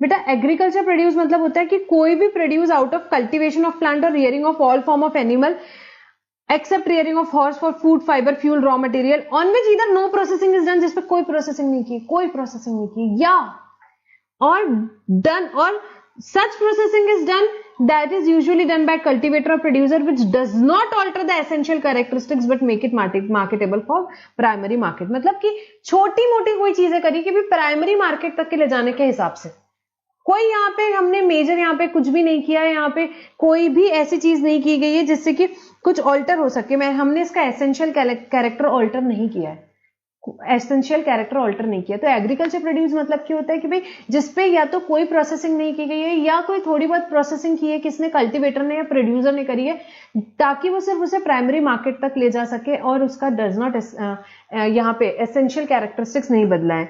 तो क्योंकि एग्रीकल्चर प्रोड्यूस की डेफिनेशन क्यों इंपॉर्टेंट है, एग्रीकल्चर प्रोड्यूस से रिलेटेड ये सब एक्टिविटीज आपकी एग्जाम्प्ट है। एग्रीकल्चर प्रोड्यूस और नॉन एग्रीकल्चर प्रोड्यूस के कुछ एग्जांपल्स देखते हैं। अब पोटैटो जैसा है वो आपका, पोटैटो आपका जो हो रहा है यहाँ पे कल्टीवेशन ऑफ लैंड से, ये क्या है आपका पोटैटो एग्रीकल्चर प्रोड्यूस है? हाँ है। पोटैटो चिप्स क्या एग्रीकल्चर प्रोड्यूस है? नहीं, उसमें बहुत प्रोसेसिंग कर दी है, प्राइमरी मार्केट लाने जितनी नहीं है, उसको बढ़िया सेल के हिसाब से वो प्रोडक्ट ही अलग हो गया। Then tomato is an agriculture produce, tomato ketchup is not an agriculture produce, it is not an agriculture produce. Vegetable and fruits are agriculture produce, उसका जूस बन गया, पैक करके जूस बेच रहे, that is non agriculture produce. Wheat agriculture produce, wheat का flour बन गया, I hope you understand. तो ये सारे मैंने एग्जांपल्स दिए कि भाई एग्रीकल्चर प्रोड्यूस कौन से हो गए और नॉन एग्रीकल्चर प्रोड्यूस कौन से हो गए। अब हम देखते हैं यहाँ पे कौन कौन सी एक्टिविटीज यहाँ पे एग्जेम्प्ट है एग्रीकल्चर प्रोड्यूस पे। सो agriculture operation directly related to production of any agriculture produce including cultivation, harvesting, threshing, planting, protection, testing। तो ये पोटैटो, टोमेटो, वेजिटेबल, फ्रूट्स उगाने के लिए आपने जो भी एक्टिविटीज परफॉर्म की होगी सारी एग्जेम्प्ट है। कल्टीवेशन हो सकती है, हार्वेस्टिंग हो सकती है, थ्रेशिंग हो सकती है, प्लांट प्रोटेक्शन हो सकता है, टेस्टिंग हो सकती है, ये सारे एग्रीकल्चर ऑपरेशंस जो होते हैं इनकी सर्विसेज एग्जेम्प्ट है। देन फार्म लेबर इसके लिए सप्लाई किया, एग्रीकल्चर प्रोड्यूस के लिए एग्जेम्प्ट है। Process carried out in an agriculture farm including tending, pruning, cutting, ये सारी जो ऑपरेशंस होते हैं which does not alter the essential characteristics of agriculture produce but make it only marketable for primary market. Primary market यार APMC ले जाने तक के लिए काटना वाटना तो पड़ेगा, उतना बस हमने किया है, कुछ भी नहीं है। यहाँ पे कटिंग थ्रेशिंग करी है यहाँ पे, ठीक है, उसे वो क्या हो गई यहाँ पे आपकी प्रोसेसेस हो गई जो कि एग्जेम्प्ट है। रेंटिंग और लीजिंग ऑफ एग्रो मशीनरी और वेकेंट लैंड, यहाँ पे आपने रेंट करा है या लीज किया एग्रो मशीनरी या खाली लैंड को, ठीक है, विद और without structure incidental to use. Loading, unloading, packing, storage, warehousing of agriculture produce, agriculture produce को आप लेकर गए, लोडिंग हुई, अनलोडिंग हुई, बीच में जो भी ट्रांसपोर्टेशन हुआ उसका यहाँ पे पैकिंग हुई, स्टोरेज हुआ, वेयर हाउस में रखना पड़ता है, तो ये सारी सर्विसेज एग्रीकल्चर प्रोड्यूस पे एग्जेम्प्ट है, एग्रीकल्चर प्रोड्यूस पे एग्जेम्प्ट है। Agriculture extension services, what do you mean by agriculture extension service? It means application of scientific research and knowledge to agriculture practices through farmer education and training. आपने farmer को education की दी, training दी, scientific research और knowledge की यहाँ पे agriculture produce से रिलेटेड, तो वो सर्विस भी एग्जेम्प्ट है, एग्रीकल्चर एक्सटेंशन सर्विसेज बोलते हैं। सर्विसेज बाय एपीएमसी, एपीएमसी और बोर्ड जो होता है जहां आप लेके जाते हो, प्राइमरी मार्केट होता है जहां से सेल करते हो, और services provided by commission agent for sale और परचेज ऑफ एग्रीकल्चर प्रोड्यूस, जो वहां पे एजेंट्स होते हैं जो सेल या परचेज करते हैं एग्रीकल्चर प्रोड्यूस को, वो भी एग्जेम्प्ट है। Next service by way of, किसकी सर्विस? लोडिंग की, अनलोडिंग की, लोडिंग की, अनलोडिंग की, पैकिंग की, स्टोरेज की, वेयर हाउसिंग की, किसकी? राइस की। राइस से रिलेटेड, राइस को लोड कर रहे हो, अनलोड कर रहे हो, पैक कर रहे हो, स्टोर कर रहे हो, वेयर हाउस कर रहे हो, जो भी सर्विसेज दे रहे हो एग्जेम्प्ट होगी, एग्जेम्प्ट होगी। Second, service by way of warehousing of minor forest produce, जो माइनर क्या है? फॉरेस्ट प्रोड्यूस है, माइनर फॉरेस्ट प्रोड्यूस है, उनसे रिलेटेड जो सर्विसेज है, उनकी वेयर हाउसिंग से रिलेटेड जो सर्विसेज है वो एग्जेम्प्ट होगी। उसके बाद स्टोरेज या वेयर हाउसिंग है, यहाँ पे सर्विस दे रहे हो किसकी? स्टोरेज की या वेयर हाउसिंग की, किसकी? सीरियल, पल्सेस, फ्रूट्स या वेजिटेबल्स, चारों में से कुछ भी, सीरियल्स, पल्सेस, फ्रूट्स या वेजिटेबल्स, इनके स्टोरेज या वेयर हाउसिंग की सर्विसेज दे रहे हो भाई, एग्जेम्प्ट है, एग्जेम्प्ट है। उसके बाद service by way of artificial insemination of livestock, artificial insemination of livestock की सर्विसेज दे रहे हो, एग्जेम्प्ट है, other than horses, other than horses. And then last, service by way of pre conditioning, pre cooling, ripening, waxing, retail packing, labelling, किसका कर रहे हो? Fruits और वेजिटेबल्स का, इसमें से कुछ भी कर रहे हो, किसका? फ्रूट्स या वेजिटेबल्स का। प्री कंडीशन की सर्विस दे रहे हो आप, प्री कूलिंग की सर्विस दे रहे हो, राइपनिंग की, वैक्सिंग की, यहाँ पे रिटेल पैकिंग की, लेबलिंग की, कोई भी सर्विसेज दे रहे हो फ्रूट्स या वेजिटेबल से related which do not change और alter the essential characteristics of the said fruits और वेजिटेबल्स, जो क्या नहीं करते यहाँ पे? ऑल्टर या चेंज नहीं करते एसेंशियल कैरेक्टरिस्टिक्स फ्रूट्स या वेजिटेबल्स के, तो वो सर्विसेज एग्जेम्प्ट है, ठीक है। तो फ्रूट्स या वेजिटेबल्स की ये वैक्सिंग की जो सर्विसेज है, ये क्या बात हो रही है यहाँ पे? रिटेल पैकिंग की, लेबलिंग की, प्री कूलिंग की, ये सब सर्विसेज क्या है? एग्जेम्प्ट होती, जीएसटी नहीं लगता है। शर्त क्या है कि इट शुड नॉट ऑल्टर और change the essential characteristics of the fruits और वेजिटेबल्स। ठीक है, सो ये क्या हुआ, एग्रीकल्चर रिलेटेड सर्विसेज देखा, एग्रीकल्चर रिलेटेड सर्विसेज देखा। Next, services by unincorporated body और non profit entity. Unincorporated body या नॉन प्रॉफिट एंटिटी सर्विसेज दे रहे हैं, किसको, मेंबर्स को देते हैं, अपनी जो भी होती है सोसाइटीज वगैरह होती है, तो उनकी सर्विसेज कौन कौन सी एग्जेम्प्ट है देखते हैं। Services by unincorporated body or non-profit entity registered under any law for the time being force to its own members by way of reimbursement of charges or share of contribution।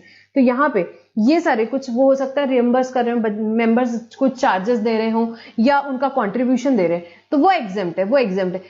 कौन सी चीज हो सकती है, या तो उनका जो कोई ट्रेड यूनियन का यहाँ पे चार्जेस होगा वो एग्जेम्प्ट हो जाएगा।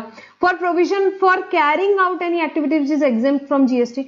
अब वो पैसा इसी के लिए ले रहे हैं ताकि उससे कोई एक्टिविटी कर रहे हैं जो कि ऑलरेडी जीएसटी से एग्जेम्प्ट है, तो उस केस में क्या हो जाएगा, वो सर्विस भी एग्जेम्प्ट हो जाएगी, वो जो मेंबर से जो पैसा लिया वो भी एग्जेम्प्ट हो जाएगा। To an amount up to 7,000 per month per member for sourcing of goods or services from a third person for common use of its member in a housing society or residential complex। अब आपकी building के common use के लिए, common amenities के लिए हम यहाँ पे बाहर से सर्विसेज ले रहे हैं किसी थर्ड पार्टी से। सिक्योरिटी गार्ड, यहाँ पे हाउस कीपिंग वाली सर्विसेज ये हमने ली, और हम हर एक मेंबर से पूरी बिल्डिंग के मेंटेनेंस 3,000 रुपए महीना ले रहे हैं। 3,000 रुपए महीना एक मेंबर से हर महीने का ले रहे हैं, तो अप टू 7,500 ये कॉमन यूज वाली जो फैसिलिटी होती है जिसके लिए आप थर्ड पार्टी को पेमेंट कर रहे हो और मेंबर से कलेक्ट कर रहे हो, तो वो एग्जेम्प्ट हो जाएगी up to a limit of 7,500 per month. ठीक है, इन अ हाउसिंग सोसाइटी और a residential complex, residential case की बात है, तो ये एग्जेम्प्ट हो जाएगी, ये हमने पढ़ा। Next, services provided by unincorporated body or non-profit entity registered under any law for the timing course engaged in। तो ये सर्विस जो दे रही है, ये जो भी बॉडी या नॉन प्रॉफिट एंटिटी है, वो किस चीज के लिए, in activity relating to welfare of industrial और एग्रीकल्चरल लेबर और फार्मर्स। इंडस्ट्रियल या एग्रीकल्चरल लेबर और फार्मर के कोई वेलफेयर के लिए कोई एक्टिविटी की जा रही है तो वो एग्जेम्प्ट रहेगी। Promotion of trade, commerce, industry, agriculture, science, literature, culture, sports, education, welfare, charitable activities and protection of environment. ये सारी ये जो कर रहे हैं, ये जो सोसाइटी है वो क्या काम कर रही है, या तो वो ट्रेड, कॉमर्स, इंडस्ट्री को प्रमोट कर रहा है, एग्रीकल्चर को, आर्ट को, साइंस को, इनमें से कोई भी चीजों को प्रमोट कर रहा है, और अपने खुद ही के मेंबर से पैसे ले रहा है against consideration in the form of membership fee up to 1,000 per member per year. साल भर की 1,000 रुपए तक की फीस है तो फिर वो एग्जेम्प्ट हो जाएगी, उससे ज्यादा है तो फिर टैक्सेबल है, तो ये कोई एक छोटी सी एंट्री थी, कुछ ज्यादा है नहीं इसमें डिस्कशन का। एक्चुअली अब इसके बाद जो भी एंट्रीज है वो सब बहुत छोटी छोटी सी है, कुछ ज्यादा डिस्कशन का नहीं है। Next, service by way of renting of residential dwelling for use as residence. क्या बात हो रही, क्या एग्जेम्प्ट है, अगर आप रेंट कर रहे हो रेसिडेंशियल ड्वेलिंग, किस चीज के लिए, फॉर यूज एज रेसिडेंस, तो वो क्या है भाई, एग्जेम्प्ट है। Except where residential dwelling is rented to a registered person, except registered person, मतलब रजिस्टर्ड पर्सन को रेसिडेंशियल ड्वेलिंग दोगे तो क्या बात हो रही है भाई, एग्जेम्प्ट नहीं है, मतलब टैक्सेबल है। सो अगर आपने यहाँ पे क्या किया, रेंट किया, क्या, residential dwelling for use as residence, किसको, अनरजिस्टर्ड पर्सन को, तो क्या होगा मैम, एग्जेम्प्ट है। इस केस में तो पक्की बात है एग्जेम्प्ट है, अगर अनरजिस्टर्ड पर्सन को दे रहे हैं तो। और अगर हमने ये रेंट किया रेसिडेंशियल ड्वेलिंग, किसको, यहाँ पे अगर हम ये रेंट कर रहे हैं रेसिडेंशियल ड्वेलिंग रजिस्टर्ड पर्सन को, तो जनरली ये टैक्सेबल होती है, और टैक्स कौन पे करता है, रजिस्टर्ड पर्सन पे करता है अंडर रिवर्स चार्ज, ये हमने देखा था, रजिस्टर्ड पर्सन पे करता है अंडर रिवर्स चार्ज। ठीक है, बट यहाँ एक्सप्लेनेशन देखेंगे, एक्सप्लेनेशन क्या बोलता है, for the purpose of this exemption under this entry the entry shall cover service by way of renting of residential dwelling to registered person, मतलब एग्जेम्पशन रजिस्टर्ड पर्सन को भी मिलेगा यहाँ पे, किस केस में, अगर रजिस्टर्ड पर्सन प्रोप्राइटर है प्रोप्राइटरशिप कंसर्न में, और उसने रेंट किया रेसिडेंशियल ड्वेलिंग अपनी पर्सनल कैपेसिटी के लिए, यहाँ खुद को रहने के लिए, यहाँ खुद उसके घर वाले रह रहे हैं, किसके लिए, for use in his own residence के लिए किया, and such renting is on his own account and not that of proprietorship concern के लिए नहीं लिया, ओन अकाउंट के लिए लिया यहाँ पे। ठीक है, तो यहाँ पे अगर आप रजिस्टर्ड पर्सन को रेंट करते हो रेसिडेंशियल ड्वेलिंग, जिसने किसके लिए लिया है, यहाँ अपनी पर्सनल कैपेसिटी के लिए लिया है, पर्सनल कैपेसिटीज के लिए लिया है यहाँ पे for his own residence and not that of proprietorship concern, तो उस केस में भी क्या हो जाएगा भाई, एग्जेम्प्ट हो जाएगा। एग्जेम्प्ट हो जाएगा, ठीक है। अनरजिस्टर्ड पर्सन को आप रेसिडेंशियल ड्वेलिंग देते हो तो उस केस में तो फॉर यूज एज रेसिडेंस आपकी हमेशा ही एग्जेम्प्ट है। रजिस्टर्ड पर्सन को देते हैं तो टैक्सेबल होती है अंडर आरसीएम, बट अगर रजिस्टर्ड पर्सन कौन है, प्रोप्राइटर है प्रोप्राइटरशिप फर्म में, ठीक है। प्रोप्राइटरशिप फर्म माना कि रजिस्टर्ड थी जीएसटी में, बट उसने क्यों लिया है यहाँ पे, भाई वो प्रोप्राइटर है पर उसने अपने खुद के घर पे रहने के लिए लिया है रेसिडेंशियल ड्वेलिंग, खुद घर के लिए लिया है उसने, खुद घर पे रहने के लिए, यहाँ पे अपनी पर्सनल कैपेसिटी में लिया for use as is own residence. तो इवन इफ यहाँ प्रोप्राइटरशिप फॉर्म रजिस्टर्ड है, यहाँ पे क्या बोला गया, एग्जेम्प्ट हो जाएगा, एग्जेम्प्ट हो जाएगा, ठीक है। क्या, renting of residential dwelling for use as residence, for use as residence यहाँ पे एग्जेम्प्ट हो जाएगा, एग्जेम्पशन में वो भी कवर हो जाएगा, ठीक है। ये हुआ, आगे आएंगे। नेक्स्ट स्पोर्ट्स सेक्टर के बारे में हम देखेंगे, छोटी सी 2 ही एंट्री स्पोर्ट्स सेक्टर में यहाँ पे, फिर आर्ट रिलेटेड एक्टिविटीज, कंस्ट्रक्शन वगैरह देखेंगे, ये सब कुछ छोटी मोटी एंट्रीज है, थोड़ा क्विकली करेंगे हम इसे, ठीक है। Services provided to a recognise sport body, किसको, रिकॉग्नाइज स्पोर्ट बॉडी को सर्विस प्रोवाइड कर रहा है, भाई कौन, इंडिविजुअल, प्लेयर हो सकता है, रेफरी हो सकता है, अंपायर हो सकता है, कोच हो सकता है, टीम मैनेजर हो सकता है, for participation in an sporting event organise by recognise sports body. Recognise sport body ने यहाँ पे कोई, यहाँ पे इवेंट, यहाँ पे स्पोर्ट इवेंट्स ऑर्गेनाइज किया है, क्रिकेट ऑर्गेनाइज किया है, वॉट एवर ऑर्गेनाइज किया है, उस केस में कोई इंडिविजुअल प्लेयर ने, रेफरी ने, एम्पायर ने, यहाँ पे कोच ने, टीम मैनेजर ने सर्विस दी है तो बेटा वो एग्जेम्प्ट होगी, वो एग्जेम्प्ट हो जाएगी। नाउ एक रिकॉग्नाइज स्पोर्ट बॉडी दूसरी रिकॉग्नाइज स्पोर्ट बॉडी को कोई अगर सर्विसेज दे रही है तो वो भी एग्जेम्प्ट हो जाएगी, वो भी एग्जेम्प्ट हो जाएगी, ठीक है। So next, services by individual such as, but यहाँ पे बेटा अगर जो सिलेक्टर्स होते हैं, कमेंट्रेटर्स होते हैं, यहाँ टेक्निकल एक्सपर्ट्स होते हैं, इनकी सर्विसेज टैक्सेबल है। प्लेयर की, रेफरी की, यहाँ पे कोच की, टीम मैनेजर की, यहाँ पे सर्विसेज एग्जेम्प्ट है, एम्पायर की ये सर्विसेज एग्जेम्प्ट है, बट सिद्धू जी आ जाए यहाँ पे, कमेंटेटर्स की सर्विस यहाँ पे टैक्सेबल है, यहाँ पे टेक्निकल एक्सपर्ट्स जो आ जाए उनकी सर्विसेज यहाँ पे टैक्सेबल है। The service of player to a franchisee, but अगर फ्रेंचाइजी को यहाँ पे अगर प्लेयर कोई सर्विस दे रहा है, रिकॉग्नाइज स्पोर्ट बॉडी को दे रहा है तो वो तो एग्जेम्प्ट है, बट कोई फ्रेंचाइजी को यहाँ पे प्लेयर ने सर्विस दी है which is not a recognise sport body is also taxable, वो भी टैक्सेबल रहेगी, ठीक है, वो भी टैक्सेबल रहेगी। तो ये आपको याद रखना है भाई, player, referee, umpire, coach, team manager, अगर कोई रिकॉग्नाइज स्पोर्ट बॉडी को यहाँ पे सर्विसेज दे रहा है, किस चीज के लिए दे रहा है भाई, यहाँ कोई इवेंट्स के लिए सर्विसेज दे रहा है, वो खेल रहा है वहां पे, उसके लिए उसे पैसे दिए जा रहे हैं, तो वो एग्जेम्प्ट रहेंगे। प्लस एक रिकॉग्नाइज स्पोर्ट बॉडी ने दूसरी रिकॉग्नाइज स्पोर्ट बॉडी को सर्विसेज दी, वो भी एग्जेम्प्ट रहेगी। उसके अलावा कमेंट्रेटर्स हो गए, यहाँ पे टेक्निकल पर्संस हो गए, अगर वो यहाँ पे सर्विसेज दे रहे हैं तो वो क्या होगी, वो टैक्सेबल होगी, और प्लेयर ने अगर फ्रेंचाइजी को कोई सर्विस दी तो वो भी टैक्सेबल होगी, ठीक है। ये एंट्री नंबर 68 रिवाइज की हमने। देन एंट्री नंबर 53 हम देखेंगे, service by way of sponsorship of sporting event, sponsorship कर रहे हो कोई स्पोर्ट इवेंट को, कौन, by a national sport federation, affiliated federation where participating teams और इंडिविजुअल रिप्रेजेंट, कोई डिस्ट्रिक्ट हो सकता है, स्टेट हो सकता है, जोन हो सकती है, जो टीम्स आ रही है वो कोई डिस्ट्रिक्ट जोन को रिप्रेजेंट कर रही है। Then by sponsorship of sporting event by association of Indian university, inter university sports board, school game federation, all India sport council for deaf and all these, by the central civil service cultural and sports body as a part of national games by Indian Olympic association under the panchayat युवा क्रीड़ा और खेल अभियान scheme. ये सारी जगहों पे अगर क्या, ये सारे लोग क्या कर रहे हैं, स्पॉन्सरशिप कर रहे हैं कोई स्पोर्टिंग इवेंट के, तो वो भी बेटा एग्जेम्प्ट होगा, वो भी एग्जेम्प्ट फ्रॉम टैक्स होगा, ठीक है।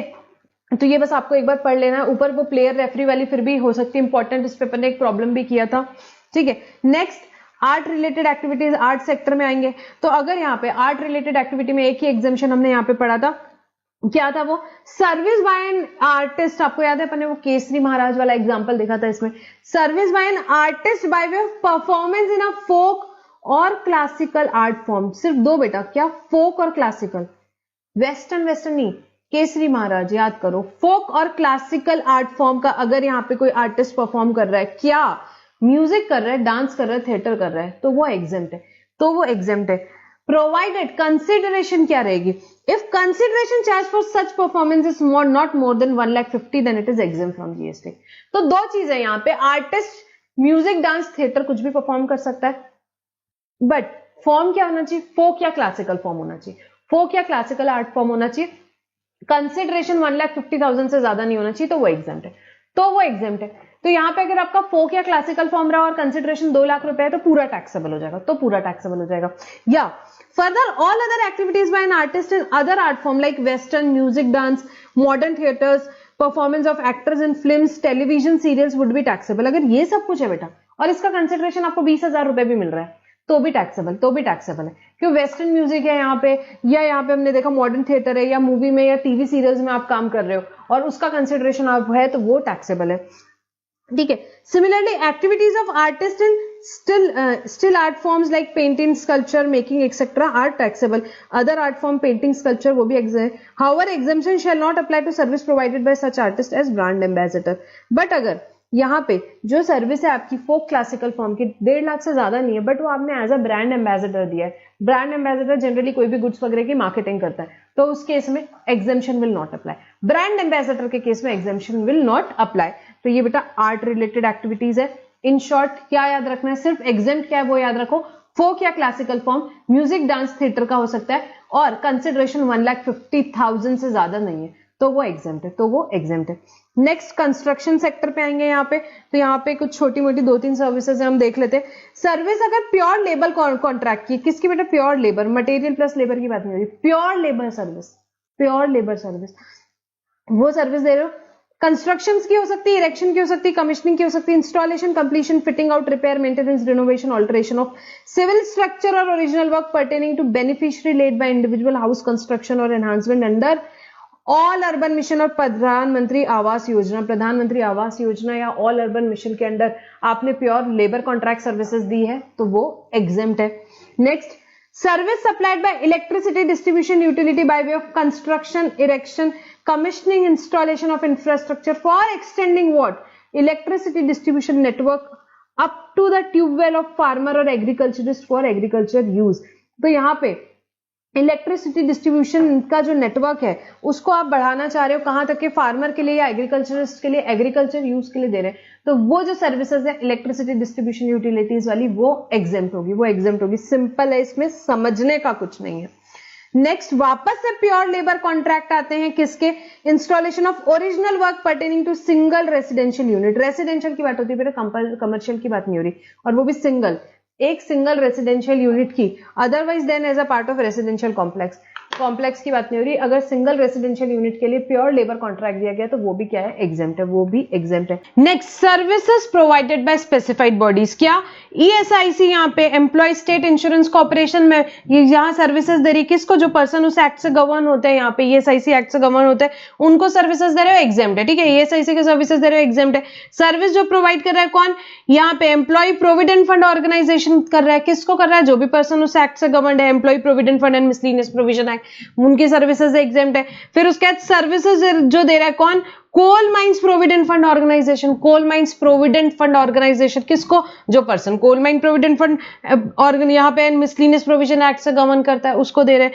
या नेशनल पेंशन सिस्टम वाले यहाँ पे सर्विसेज दे रहे हैं, यहाँ पे किसको? नेशनल पेंशन सिस्टम ट्रस्ट वाले दे रहे हैं सर्विसेज यहाँ पे मेंबर्स को, उनके मेंबर्स को against consideration in the form of administrative fees, उनसे एडमिनिस्ट्रेटिव फीस ले रहे हैं, उनको सर्विसेज दे रहे हैं, तो वो क्या है? एग्जेम्प्ट है। मतलब सिंपल सी बात है भाई, जीएसटी नहीं लगेगा। आगे आएंगे। नेक्स्ट बेटा, नेक्स्ट हम करेंगे लीजिंग सर्विसेज डिस्कस करेंगे। यहाँ पे क्या एग्जेम्प्ट है भाई? अपफ्रंट अमाउंट, चाहे आप उसे प्रीमियम बोलो, चाहे उसे सलामी बोलो, चाहे उसे कॉस्ट प्राइस बोलो, डेवलपमेंट चार्ज बोलो, कोई भी नाम दे सकते हो, बट क्या है? अमाउंट, अपफ्रंट अमाउंट है जो पेबल है किस रिस्पेक्ट में? In respect of grant of long term lease of 30 years और मोर। बेटा, grant of long term lease और 30 इयर्स और मोर के लिए जो भी अपफ्रंट अमाउंट दिया जाएगा उस पर जीएसटी नहीं लगेगा, वो क्या रहेगा बेटा? जीएसटी से एग्जेम्प्ट है। So upfront amount payable in respect of service of grant of long term lease of what बेटा? किसका long term lease? Industrial plot का या plot for development of infrastructure for financial business के लिए, या तो इंडस्ट्रियल प्लॉट का या plot for development of infrastructure for financial business provided by कौन बेटा? गवर्नमेंट जो प्रोवाइड कर रही है, यहाँ पे स्टेट गवर्नमेंट हो सकती है, इंडस्ट्रियल डेवलपमेंट कॉर्पोरेशन हो सकता है, अंडरटेकिंग हो सकती है, एनी अदर एंटिटी जिसपे 20% और मोर ओनरशिप किसका है? Central government, state government, union territory का, टू द इंडस्ट्रियल यूनिट और डेवलपर इन इंडस्ट्रियल और financial business area.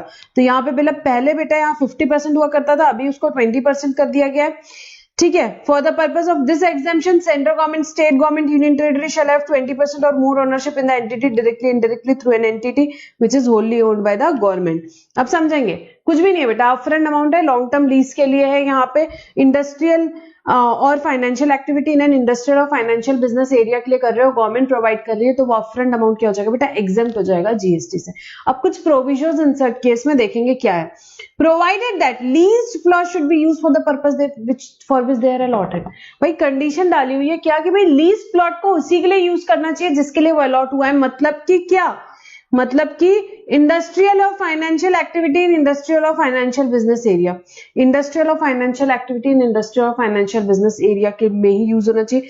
State government concern shall monitor and enforce that the above condition as per order issued by state government in this regard. और state government जो है उसने क्या करना चाहिए बेटा, मॉनिटर करना चाहिए और एनफोर्स करना चाहिए कि भाई ये जो अबव कंडीशन है, अबव कंडीशन मतलब क्या, लीज प्लॉट यूज हो रहे हैं इंडस्ट्रियल और फाइनेंशियल एक्टिविटी के लिए इंडस्ट्रियल और फाइनेंशियल बिजनेस एरिया में, ऐसा हो रहा है कि नहीं, कौन ध्यान रखेगा, स्टेट गवर्नमेंट मॉनिटर एनफोर्स करते रहेगी।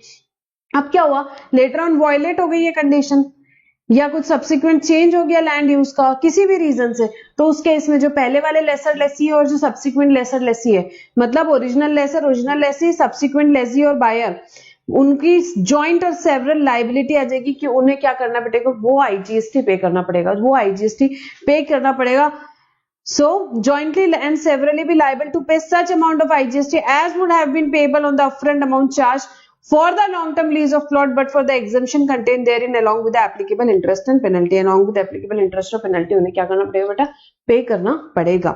Provided also that lease agreement, जो आपका lease agreement रहेगा जो कि enter किया है यहाँ पे ओरिजिनल लेसर लेसी और सब्सिक्वेंट लेसी ने, तो उसने और जो भी सब्सिक्वेंट एग्रीमेंट्स होते हैं उसमें एक टर्म इनकॉर्पोरेट करनी पड़ेगी। For lease of such plots shall incorporate in the terms and condition the fact that, उन्हें एक टर्म्स एंड कंडीशन में एक चीज डालनी पड़ेगी, क्या चीज डालनी पड़ेगी कि जो आईजीएसटी था which was exempted on long term lease of the plots by the original lessor to the lessee, कि भाई ये आईजीएसटी जो था बेटा वो क्या हुआ था, एग्जेम्प्ट हुआ था। ओरिजिनल लेसर लेसी का क्या था, आईजीएसटी एग्जेम्प्ट हुआ था क्योंकि वो कंडीशन यहाँ पे कर रहे थे comply. Subject to above condition and the parties to the said agreement undertake to comply the same। तो यहाँ पे आपने वो क्लॉज इनकॉर्पोरेट करना पड़ेगा टर्म्स एंड कंडीशन में, और इसमें लिखा रहेगा कि भाई आईजीएसटी एग्जेम्प्ट हुआ था ये कंडीशन फुलफिल करते हुए, और यहाँ पे जो आगे के लेसर लेसीज हैं वो भी क्या करेंगे बेटा, कंप्लाई करेंगे कंडीशंस को, वो कंप्लाई करेंगे कंडीशन को, और अगर वो नहीं कंप्लाई करेंगे तो ऑब्वियसली उन्हें टैक्स पे करना पड़ेगा, जो एग्जेम्पशन है वो विड्रॉ हो जाएगा और टैक्स पे करना पड़ेगा अलॉन्ग विद एप्लीकेबल इंटरेस्ट और पेनल्टी। तो ये यहाँ पे जो एंट्री है बेटा सिंपल है, कुछ भी नहीं है। अपफ्रंट अमाउंट जो है लॉन्ग टर्म लीज 30 ईयर्स और मोर की जो है, आप उसको किसी भी नाम से बोल दो वो एग्जेम्प्ट रहेगा। किस चीज के लिए है वो, वहां पे अगर वो इंडस्ट्रियल और financial activity in industrial financial business area के लिए तो वो एग्जेम्प्ट है, provided by government. State government monitor enforce करेगी कि भाई ये यहाँ पे प्रॉपर्ली कंप्लाई हो रहा है कि नहीं, और यहाँ पे जो भी आपके लेसर लेसी है जो वॉयलेट करेंगे यहाँ पे, उसने क्या करना पड़ेगा, उसको उनकी लाइबिलिटी हो जाएगी जॉइंटली सेवरली, पुराने वालों की भी और नए वालों की भी, क्या कि उन्हें आईजीएसटी पे करना पड़ेगा, उनका एग्जेम्पशन विड्रॉ होगा और उन्हें आईजीएसटी पे करना पड़ेगा। ठीक है, और लीज एग्रीमेंट में ये कंडीशन इनकॉर्पोरेट करनी है कि भाई आईजीएसटी, ये फैक्ट इनकॉर्पोरेट करने की आईजीएसटी पहले एग्जेम्प्ट हुआ था, और यहाँ पे जो भी लेसर लेसी वो यहाँ पे एडहर करते कि ये कंडीशन को हम फुलफिल करेंगे। ठीक है, अपफ्रंट अमाउंट बेटा, अब क्या हुआ, अपफ्रंट अमाउंट या तो आप एक बार में भी पे कर सकते हो, जैसे कि फॉर एग्जांपल 50 लाख का अपफ्रंट अमाउंट है, एक बार में पे कर दिया, या मैंने इंस्टॉलमेंट बना दी, दोनों में से कुछ भी पॉसिबिलिटी है। So upfront amount which is determined upfront amount का मतलब क्या होगा कि भाई आपका डिटर्मिनेशन अपफ्रंट होना चाहिए कि भाई अमाउंट 50 लाख है, अब मैं एक बार में पे करूं या 10 बार में पे करूं, but is paid or payable in installment for long term lease of industrial plot for development of infrastructure, financial infrastructure. It has been clarified that GST exemption of the upfront amount is admissible. GST exemption मिलेगा, कोई दिक्कत नहीं है, irrespective of whether the amount is payable or paid in one or more installment, provided it has been determined upfront. So आपका amount upfront determine होना चाहिए बेटा, amount upfront determine होना चाहिए। हो सकता है मैं उसे एक बार में पे करूं, हो सकता है मैं उसे 10 बार में पे करूं, मेरी मर्जी, कोई प्रॉब्लम नहीं। तो अगर इंस्टॉलमेंट पेमेंट है तो भी उसका एग्जेम्पशन रहेगा, प्रोवाइडेड जो है वो आपका होना चाहिए क्या, अपफ्रंट डिटरमाइन होना चाहिए। तो ये एक क्लैरिफिकेशन भी आया था। ठीक है, तो ये हुआ हमारा लीजिंग सर्विस का entry number 41। Then next is बेटा supply of what, TDR, FSI, long term lease of land by land owner to developer. तो यहाँ पे क्या हो रहा है भाई, TDR एफएसआई या लॉन्ग टर्म लीज की बात की जा रही है, लैंड ओनर दे रहा है डेवलपर को, उसे एग्जाम किया गया है। प्रोवाइडेड, शर्त क्या है कि constructed flats are sold before issue of completion certificate and taxes paid thereon. शर्त सिर्फ यही है कि भाई जो कंस्ट्रक्टेड फ्लैट्स हैं वो क्या होना चाहिए बेटा, ओसी के पहले यहाँ पे कंप्लीशन सर्टिफिकेट, सीसी के पहले क्या होना चाहिए बेटा, सेल हो जाना चाहिए और उस पर टैक्स डिस्चार्ज हो जाना चाहिए। तो यहाँ पे सर्विस कौन दे रहा है भाई, यहाँ पे देखो बेटा एनी पर्सन, ये हमने देखा था एनी पर्सन, यहाँ पे लैंड ओनर जो है वो किसको दे रहा है बेटा, यहाँ डेवलपर को। क्या हो सकता है, टीडीआर की बात हो सकती है, एफएसआई की बात हो सकती है। मैं यहाँ पे ड्रॉ करती हूँ, यहाँ पे लैंड ओनर है, यहाँ पे आपका डेवलपर है। सर्विस किसकी है भाई, यहाँ पे एफएसआई हो सकता है, टीडीआर हो सकता है, यहाँ पे लॉन्ग टर्म लीज की बात हो सकती है, ठीक है। तो ये सर्विस को एग्जाम कर दिया जाएगा, ये सर्विस को एग्जाम किया जाएगा। प्रोवाइडेड, शर्त क्या है कि इससे जो कंस्ट्रक्ट होंगे फ्लैट्स, ये सारे फ्लैट्स क्या होना चाहिए बेटा, कंप्लीशन सर्टिफिकेट आने के पहले बिक जाना चाहिए। ये फॉर एग्जांपल यहाँ पे मेरे फ्लैट्स हैं इसमें, तो ये मेरे सारे फ्लैट्स क्या होना चाहिए, बिक जाना चाहिए कंप्लीशन सर्टिफिकेट आने के पहले। अब क्या हुआ, मेरे सारे फ्लैट्स नहीं बिके, मेरे सारे फ्लैट्स नहीं बिके। फॉर एग्जांपल मेरे 9 फ्लैट्स तो बिक गए और ये 3 फ्लैट्स नहीं बिके। ये जो ब्लू में है ये मेरे 3 फ्लैट्स बच गए, बाकी के 9 फ्लैट्स जो है मेरे सेल हो गए। तो क्या होगा, तो यहाँ पे जो बेटा पहले एग्जेम्पशन दिया गया था ये प्रोपोर्शनेटली विड्रॉ हो जाएगा जी। एग्जेम्पशन पहले देते हैं, फ्लैट्स बाद में बनते हैं, बाद में बिकते हैं। तो कंप्लीशन सर्टिफिकेट आ गया और अगर मेरे फ्लैट्स नहीं बिके तो मेरा एग्जेम्पशन विड्रॉ हो जाएगा। Exemption of TDR FSI long term lease shall be withdrawn in case flat sold after completion certificate, but such withdrawal shall be limited to what beta, 1% in case of affordable houses and 5% in case of other than affordable houses. This will achieve a fair degree of taxation parity between construction and ready to move. तो यहाँ पे क्या है, जो service दी गई है, कौन सी सर्विस एग्जाम्प्ट है बेटा, टीडीआर एफएसआई। यहाँ पे टीडीआर एफएसआई या लॉन्ग टर्म लीज की सर्विस जो है यहाँ पे डेवलपर को दिया गया है, तो यहाँ पे क्या होगा बेटा, वो एग्जाम्प्ट हो जाएगा, एग्जाम्प्ट हो जाएगा। अब यहाँ पे क्या हुआ, इस शर्त क्या है कि इससे जितने भी फ्लैट्स बन रहे हैं वो कब तक सेल हो जाना चाहिए, बिफोर कंप्लीशन सर्टिफिकेट सेल हो जाना चाहिए। It should be sold before completion certificate, if not then the exemption will be withdrawn. ये 3 फ्लैट्स का एग्जाम्पशन क्या हो जाएगा बेटा, विड्रॉ हो जाएगा, विड्रॉ हो जाएगा। और इसमें आरसीएम में हमने पढ़ा था टैक्स कौन पे करेगा बेटा, यहाँ पे एफएसआई टीडीआर का यहाँ पे विड्रॉ हुआ है तो प्रमोटर टैक्स पे करेगा। अब यहाँ पे ये जो सोल्ड हुए हैं बिफोर ओसी बेटा, ये सोल्ड हुए हैं, अगर पूरे सोल्ड हो गए बिफोर ओसी तो क्या कुछ विड्रॉल की जरूरत है, नहीं, तब कोई विड्रॉल की जरूरत नहीं। फॉर एग्जाम्पल मेरे सारे फ्लैट्स बिक गए तो इस केस में, और फ्लैट्स बिकने के साथ साथ उस फ्लैट्स पे मैंने टैक्स डिस्चार्ज कर दिया, टैक्स डिस्चार्ज कर दिया, तो उस केस में क्या होगा बेटा, कुछ भी एग्जाम्पशन विड्रॉल नहीं होगा, ठीक है। तो ये बेटा लीजिंग सर्विसेज से रिलेटेड डिस्कशन हुआ।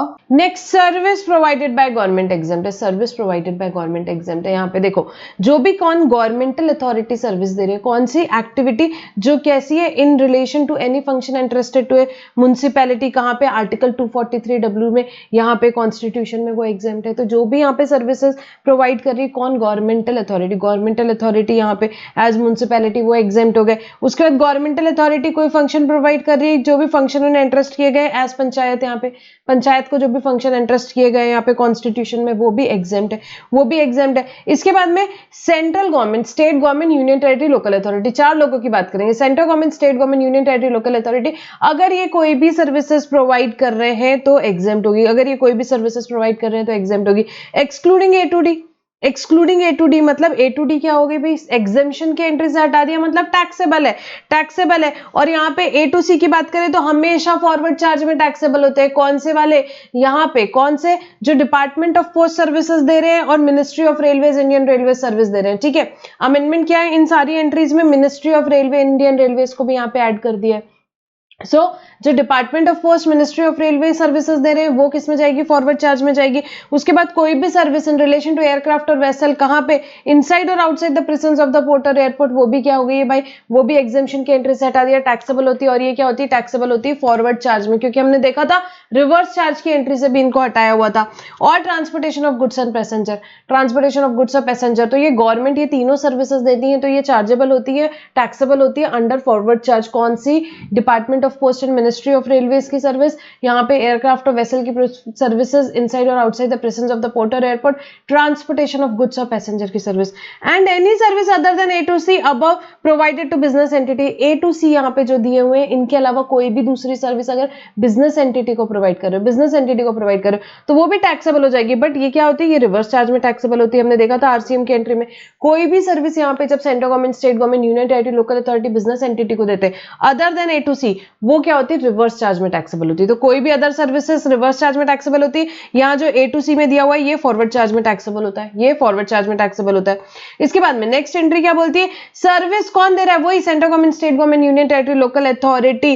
किसको दे रहे हैं, अगर किसी बिजनेस एंटिटी को दे रहे हैं जिसका क्या है यहाँ पे, जिसका टर्नओवर कितना है, with such amount in the preceding financial year as it's make it eligible for exemption for registration, जिसका टर्नओवर इतना है कि वो eligible for exemption from registration है, पता है, थ्रेशोल्ड लिमिट में है, थ्रेशोल्ड लिमिट में, ठीक है। बिजनेस एंटिटी को सर्विस दे रहे हो, बिजनेस एंटिटी का एग्रीगेट टर्नओवर थ्रेशोल्ड लिमिट में, तो वो सर्विस एग्जेम्प्ट हो जाएगी, वो सर्विस एग्जेम्प्ट हो जाएगी, ठीक है। एग्जेम्प्ट हो गई तो रिवर्स चार्ज की बात ही नहीं आती, ठीक है। टैक्सेबल है कि एग्जेम्प्ट, पहले ये देखना है, उसके बाद देखेंगे टैक्स कौन पे करेगा, तो वो सर्विस क्या हो जाएगी, एग्जेम्प्ट हो जाएगी। Again it is hereby clarified कि ये नहीं किसको अप्लाई होगा, A to C of 6 above, A to C of 6 above, यहाँ पे जो ए बी सी पॉइंट्स दिए हुए हैं, department of post, ministry of railways, aircraft, vessel वाले, transportation of goods and passenger, इसको ये अप्लाई नहीं होता। मतलब ये services in any case exempt नहीं है। ये सर्विसेज आप किसी को भी प्रोवाइड करो, फॉरवर्ड चार्ज में गवर्नमेंट को टैक्स पे करना है। ये ए टू सी वाली सर्विसेज में हमेशा फॉरवर्ड चार्ज में टैक्स पे करना है, हमेशा फॉरवर्ड चार्ज में टैक्स पे करना है, ठीक है। इसको ये एग्जेम्पशन अप्लाई नहीं होता। And service by way of renting of immovable property, renting of immovable property को अप्लाई नहीं होता। रेंटिंग ऑफ इमूवेबल प्रॉपर्टी के लिए हमने देखा था वहां पे रिवर्स चार्ज में भी एक एंट्री थी। क्या बोलती वो एंट्री, वो बोलती कि अगर किसी रजिस्टर्ड पर्सन को गवर्नमेंट ने रेंटिंग ऑफ इमूवेबल प्रॉपर्टी दी तो वो क्या होगा, रिवर्स चार्ज में रजिस्टर्ड पर्सन टैक्स पे करेगा, रजिस्टर्ड पर्सन टैक्स पे करेगा, ठीक है। तो रेंटिंग ऑफ इमूवेबल प्रॉपर्टी भी क्या है, एग्जेम्प्ट नहीं है, टैक्सेबल है। उसके बाद में गवर्नमेंट अगर सर्विस दे रही है, किसको, गवर्नमेंट को, central government, state government, union territory, local authority, किसको दे रही है, central government, state government, union territory, local authority को दे रही है, तो वो भी क्या है भाई, वो भी एग्जेम्प्ट है, उस पर टैक्स नहीं लगेगा। भाई गवर्नमेंट थोड़ी ना गवर्नमेंट से टैक्स लेगी, तो गवर्नमेंट अगर गवर्नमेंट को सर्विस दे रही है तो वो एग्जेम्प्ट है, वो एग्जेम्प्ट है, टैक्सेबल नहीं है, वो एग्जेम्प्ट है। Again nothing contain in this will apply to A to C of 6 above. बात हुई है ए टू सी के केस में हमेशा क्या बात है, हमेशा बड़ी सिंपल सी बात है, वो टैक्सेबल है अंडर फॉरवर्ड चार्ज, बिल्कुल याद रखना है। Department of post, ministry of railways हमेशा taxable under forward charge. Aircraft vessel की services in relation to the what, यहाँ पे प्रेजेंस ऑफ द पोर्ट और airport and transportation of goods और पैसेंजर हमेशा टैक्सेबल है अंडर फॉरवर्ड चार्ज। उसके बाद में सर्विस यहाँ दे रही है गवर्नमेंट, यहाँ पे पर वो सर्विस का कंसिडरेशन डज नॉट एक्सीड 5000, छोटी मोटी 1000-2000 रुपए की सर्विस है, फॉर एग्जांपल 3000-4000, तो यहाँ पे डज नॉट एक्सीड 5000 तक के अमाउंट है। पर गवर्नमेंट किसी को भी सर्विस दे एग्जेम्प्ट है भाई, छोटा मोटा चिल्लर बात है, क्या बोल दिया, एग्जेम्प्ट है। तो गवर्नमेंट यहाँ पे कोई भी सर्विस दे जिसका अमाउंट क्या है 5000 से कम है, डज नॉट एक्सीड 5000 है, तो वो एग्जेम्प्ट है। Again nothing contain in will apply to A to C of 6 above. A to C तो भाई हर केस में टैक्सेबल है, हर केस में टैक्सेबल है, और टैक्स गवर्नमेंट पे करेगी under forward charge, under forward charge. अच्छा, ये जो 5000 की लिमिट है ये क्या है, कंटिन्यूस सप्लाई ऑफ सर्विस के केस में कैसे देखना है, पूरे साल का देखना है। ये 5000 की लिमिट क्या है, यहाँ पे पूरे साल का है। सो कंटिन्यूस सप्लाई ऑफ सर्विस जब गवर्नमेंट प्रोवाइड कर रही है यहाँ पे, या एग्जेम्पशन कब अप्लाई होगा, only where consideration charge does not exceed 5000 in a financial year. पूरे साल में अगर ये डज नॉट एक्सीड 5000 तो ही एग्जेम्प्ट है, तो ही एग्जेम्प्ट है यहाँ पे कंटिन्यूस सप्लाई ऑफ सर्विस के केस में, ठीक है। उसके बाद में यहाँ पे ये जो भी बेटा 6, 7, 8, 9 में जो अमेंडमेंट लिखा हुआ है कि भाई अमेंडमेंट जो आया है यहाँ पे मई 24 के लिए, वो अमेंडमेंट क्या चीज है, वो अमेंडमेंट बड़ी सिंपल सी बात है, ये जो इंडियन रेलवेज है ये यहाँ पे हर जगह पे आ गया है, हर जगह पे आ गया है। सो अब अगर इंडियन रेलवेज यहाँ पे कोई भी सर्विसेज दे रही है तो उनको क्या करना है, फॉरवर्ड चार्ज में टैक्स पे करना है, वो कभी भी एग्जेम्प्ट नहीं है, वो कभी भी एग्जेम्प्ट नहीं है, हर केस में, हर केस में। अच्छा, डिपार्टमेंट ऑफ पोस्ट की खाली ये सर्विसेज एग्जेम्प्ट है, कौन सी, service by department of post card, inland letter, book post and ordinary post. Of envelopes weighing less than 10 grams. तो यहाँ पे post card, inland letter, book post, ordinary post, सिर्फ ये सर्विसेज डिपार्टमेंट ऑफ पोस्ट की exempt है। बाकी services जो department of post देता है वो क्या होती है भाई, टैक्सेबल होती है और अंडर फॉरवर्ड चार्ज टैक्सेबल होती है, अंडर फॉरवर्ड चार्ज टैक्सेबल होती है। खाली ये एक सेपरेट एंट्री दी हुई है 24C, उसमें खाली ये सर्विसेज एग्जेम्प्ट है, ये सर्विसेज एग्जेम्प्ट है, ठीक है। उसके बाद में क्या है, गवर्नमेंट एंटिटी यहाँ पे किसको सर्विस दे रही है, central government, state government, union territory, local authority को यहाँ पे, या कोई भी पर्सन जो स्पेसिफाई किया है यहाँ पे, central government, state government, union territory, local authority है, अगेंस्ट जो कंसिडरेशन मिला है यहाँ पे गवर्नमेंट को, किस में मिला है, इन द फॉर्म ऑफ ग्रांट्स। तो ग्रांट्स एग्जेम्प्ट है। तो यहाँ पे क्या बात होगी, कोई भी सर्विस जब गवर्नमेंटल एंटिटी किसको दी, यहाँ पे गवर्नमेंट एंटिटी किसको दे रही है, गवर्नमेंट को दे रही है, या कोई भी पर्सन जो स्पेसिफाइड है गवर्नमेंट उसको दे रही है, तो इन the form of grants, in the form of grants. तो क्या बोल दिया गया, बड़ी सिंपल सी बात है भाई, उसको एग्जाम बोल दिया, उसको एग्जाम बोल दिया। उसके बाद में क्या बात हो रही है, सर्विस यहाँ पे ओल्ड एज होम, यहाँ पे ओल्ड एज होम जो भी सर्विसेज दे रहा है, किसको दे रहा है, यहाँ पे जो भी रन कर रहा है ओल्ड एज होम, यहाँ पे कौन, भले गवर्नमेंट रन कर रही है या कोई एंटिटी रन कर रही है, यहाँ पे under section 12AA of the income tax act, अपने रेसिडेंट्स को दे रही है जो 60 इयर्स और मोर है, 60 इयर्स और मोर है, उनको ओल्ड एज होम की जो सर्विसेज दे रहे हैं उसमें अगर उनसे पैसे भी ले रहे हैं up to 25,000 rupees per month per member, तो वो एग्जेम्प्ट है। Provided consideration charge is inclusive of boarding, lodging, maintenance, सभी के लिए आज के लिए ऑप्शंस आ गए हैं कि जो भी ओल्ड एज पीपल होते हैं वो लोग क्या कर सकते हैं, अमाउंट पे कर सकते हैं और ओल्ड एज होम में रह सकते हैं। तो जब भी कंसिडरेशन पेड क्या है यहाँ पे, अगर 25,000 रुपए तक के, 25,000 रुपए तक के गवर्नमेंट चार्ज कर रही है, यहाँ पे गवर्नमेंट ने ओल्ड एज होम स्टैब्लिश किया है या किसने किया है, यहाँ पे कोई entity 12AA of income tax act वाले ने करी है और ये कंसिडरेशन भी ले रहे हैं भले 25,000 रुपए तक के, तो वो एग्जेम्प्ट होंगे, ठीक है। वो कंसिडरेशन सब चीज का इंक्लूसिव कंसिडरेशन है, 25,000 रुपए पर मंथ पर मेंबर है, वो बोर्डिंग, लॉजिंग सारी चीजें मिला करके, ठीक है। आगे आएंगे। देन अगर यहाँ गवर्नमेंट सर्विस दे रही है अपनी ही अंडरटेकिंग को, central government, state government, union territory अपनी अंडरटेकिंग, पब्लिक सेक्टर अंडरटेकिंग्स को सर्विसेज दे रही है, क्या कर रही है, उन्होंने जो लोन लिया है बैंकिंग कंपनी या फाइनेंशियल सर्विसेज से, यहाँ पे बैंकिंग कंपनी या फाइनेंशियल इंस्टीट्यूट से, उसको क्या कर रही है, वो गारंटी ऑफ लोन का सर्विस है, वो भी एग्जेम्प्ट है, वो भी एग्जेम्प्ट है। देन सर्विस प्रोवाइड कर रही है आपको government, central government, state government, मैं गवर्नमेंट जब भी बोलूं चारों आ जाएंगे, central government, state government, union territory, local authority, ठीक है। By way of registration required under in law for the timing in post, कुछ रजिस्ट्रेशन करवाना है आपको तो वो यहाँ पे एग्जेम्प्ट है। Testing, calibration, safety check, certification relating to protection और safety of worker, consumer, public at a large including fire licence required under in law for the timing in force, वो भी बेटा एग्जेम्प्ट हो जाएगा। देन पासपोर्ट इशू कर रही, visa, driving licence, birth certificate, death certificate, वो भी आपके एग्जेम्प्ट हो जाएंगे। Then service provided by central government, state government, union territory, local authority by way of tolerating non-performance of a contract for which consideration in the form of fine or liquidated damages payable। तो यहाँ पे tolerating non-performance of contract है जिसके लिए पैसा आपको fine के रूप में या liquidated damages के हिसाब से गवर्नमेंट को पे करना रहेगा, तो वो भी यहाँ पे एग्जेम्प्ट हो जाएंगे। एंड जब सर्विसेज आपको दे रहे हैं, right to use natural resources, right to use natural resources किसको, इंडिविजुअल फार्मर को यहाँ पे दे रहे हैं कल्टिवेशन ऑफ लैंड के लिए या rearing of all form of animal के लिए, तो वो भी बेटा एग्जेम्प्ट हो जाएगी, वो भी। Next banking and financial services करेंगे बेटा। इसमें यहाँ पे जो फॉर एग्जांपल इंटरेस्ट की बात करते हैं, सबसे पहले इंटरेस्ट या डिस्काउंट इनकम यहाँ पे जो भी आपकी हुई, अगर वो ये हमने बहुत बार देखा है, बहुत सारे प्रॉब्लम्स किए इसमें, it is by way of extending deposit loan और advances, it is by way of extending deposit loans and advances, then in that case it is exempt. Interest और डिस्काउंट जो भी अर्न किया है by way of extending deposit दे करके जो interest earn किया है, that is exempt. But if it is an interest earn through credit card, credit card पे यहाँ पे जो भी इंटरेस्ट लगता है वो क्या है बेटा, वो टैक्सेबल है, वो टैक्सेबल है। तो ये हुई हमारी इंटरेस्ट या डिस्काउंट इनकम की बात। नाउ इंटरेस्ट सेल और purchase of foreign currency purchase या सेल जो है वो क्या है बेटा, एग्जेम्प्ट है, वो यहाँ पे एग्जेम्प्ट है, ठीक है। नेक्स्ट देखेंगे, service by an acquiring bank to any person in relation to settlement of an amount up to 2,000 in a single transaction transacted through credit card, debit card और any other payment card services. तो यहाँ पे अगर जो भी settlement होता है, आप लोग कहीं जाते हो, शॉपिंग करते हो, आपने कार्ड स्वाइप किया, डेबिट कार्ड स्वाइप किया, क्रेडिट कार्ड स्वाइप किया, तो 2,000 रुपए तक का जो ट्रांजैक्शन रहता है वो क्या है बेटा, यहाँ पे एग्जेम्प्ट है, 2,000 रुपए तक का कार्ड ट्रांजैक्शन एग्जेम्प्ट है। Service by an intermediary of financial services located in multi Z, यहाँ क्या इंटरमीडिएटरी फाइनेंशियल सर्विसेज, जो सर्विसेज जो दे रहा है वो कौन है, इंटरमीडिएटरी ऑफ फाइनेंशियल सर्विसेज, जो कि कहाँ लोकेटेड है, in a multi service SCZ with international financial service centre, यहाँ पे इंटरनेशनल फाइनेंशियल सर्विस सेंटर का स्टेटस इसको मिला है, to a customer outside India for international financial service in currency other than Indian rupees. तो यहाँ पे सर्विस कौन दे रहा है बेटा, यहाँ पे देखेंगे अगर हम, तो यहाँ पे सर्विस कौन दे रहा है, यहाँ पे international financial services outside India दी जा रही है, किसके द्वारा, यहाँ पे मल्टी सर्विस SEZ में है, जिसको IFSC का स्टेटस ग्रांट किया हुआ है, IFSC का स्टेटस यहाँ पे ग्रांट किया हुआ है, तो वो सर्विसेज जो होगी बेटा यहाँ पे ये फाइनेंशियल सर्विसेज एग्जेम्प्ट हो जाएगी, इंटरमीडिएटरी फाइनेंशियल सर्विसेज एग्जेम्प्ट हो जाएगी। सो इंटरमीडिएटरी फाइनेंशियल सर्विसेज है जो SEZ में लोकेटेड है, जिसको IFSC का स्टेटस दिया हुआ है, किसको सर्विस दे रहा है, to a customer outside India other than Indian currency में, तो वो सर्विस यहाँ पे एग्जेम्प्ट हो जाएगी।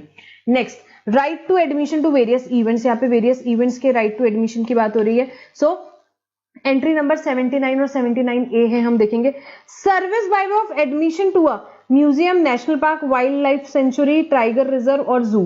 तो यहाँ पे अगर आप यहाँ सब जगह पे जा रहे हो, कहाँ जा रहे हो आप भैया, म्यूजियम जा रहे हो, नेशनल पार्क जा रहे हो, जो भी नेशनल पार्क्स होते हैं, wild life sanctuary, tiger reserve, जैसे कॉर्बेट नेशनल पार्क है, तो यहाँ पे जो भी यहाँ पे टिकट्स वगैरह जो रहती है एग्जेम्प्ट है। यहाँ पे service by way of admission to a protected monuments, for example Taj Mahal आप बढ़िया घूमने जा रहे हो, उसकी टिकट आपने खरीदी तो उसमें कोई GST वेस्ट नहीं लगेगा, वो एग्जेम्प्ट रहेगा, नेक्स्ट एंट्री नंबर 81 देखेंगे, ये हम आगे बेटा नए पॉइंट पे, right to admission to various event, banking and financial sector हमने ऑलरेडी डिस्कस कर लिया।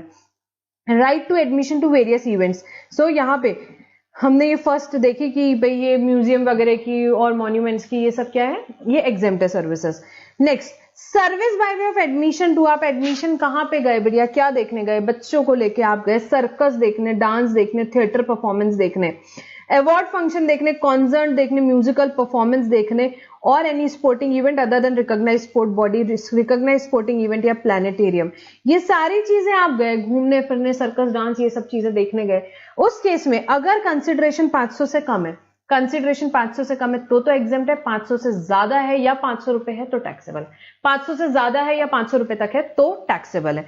तो यहाँ पे right to admission to various events, इस पे अपन ने कोई स्टडीज वगैरह करी थी, कुछ भी नहीं है, आपने अगर ये चार्ट समझ लिया तो आपको समझ में आ जाएगा। अगर आप म्यूजियम जा रहे हो, नेशनल पार्क जा रहे हो, वाइल्ड लाइफ सेंचुरी जा रहे हो, टाइगर रिजर्व जा रहे हो, एग्जेम्प्ट है। एडमिशन टू कोई प्रोटेक्टिव मॉन्यूमेंट जा रहे हो जैसे कि ताजमहल, एग्जेम्प्ट है। उसके बाद अगर आप यहाँ पे कोई circus dance theatre performance, planetarium, recognise sporting event या कोई अवार्ड फंक्शंस वगैरह देखने जा रहे हो, अगर उसका कंसिडरेशन 500 से कम है तो एग्जेम्प्ट है, otherwise it is taxable, now next is बेटा एंट्री 9AA, एंट्री 82A, यहाँ पे किससे रिलेटेड है, जो फीफा वर्ल्ड कप से रिलेटेड है। फीफा और उसकी सब्सिडरी ने डायरेक्टली इनडायरेक्टली कोई भी इवेंट के लिए यहाँ पे सर्विसेज दी, तो उसके लिए बेटा क्या रहेगा, यहाँ पे सर्विसेज जो services provided by and to FIFA, what by and to FIFA and its subsidiary directly indirectly related to any of the events under FIFA U17 Women's World Cup to be hosted in India, तो वो क्या रहेगी बेटा, exempt रहेगी। अभी तक ये event हुआ नहीं है, ये पोस्टपोन्ड है।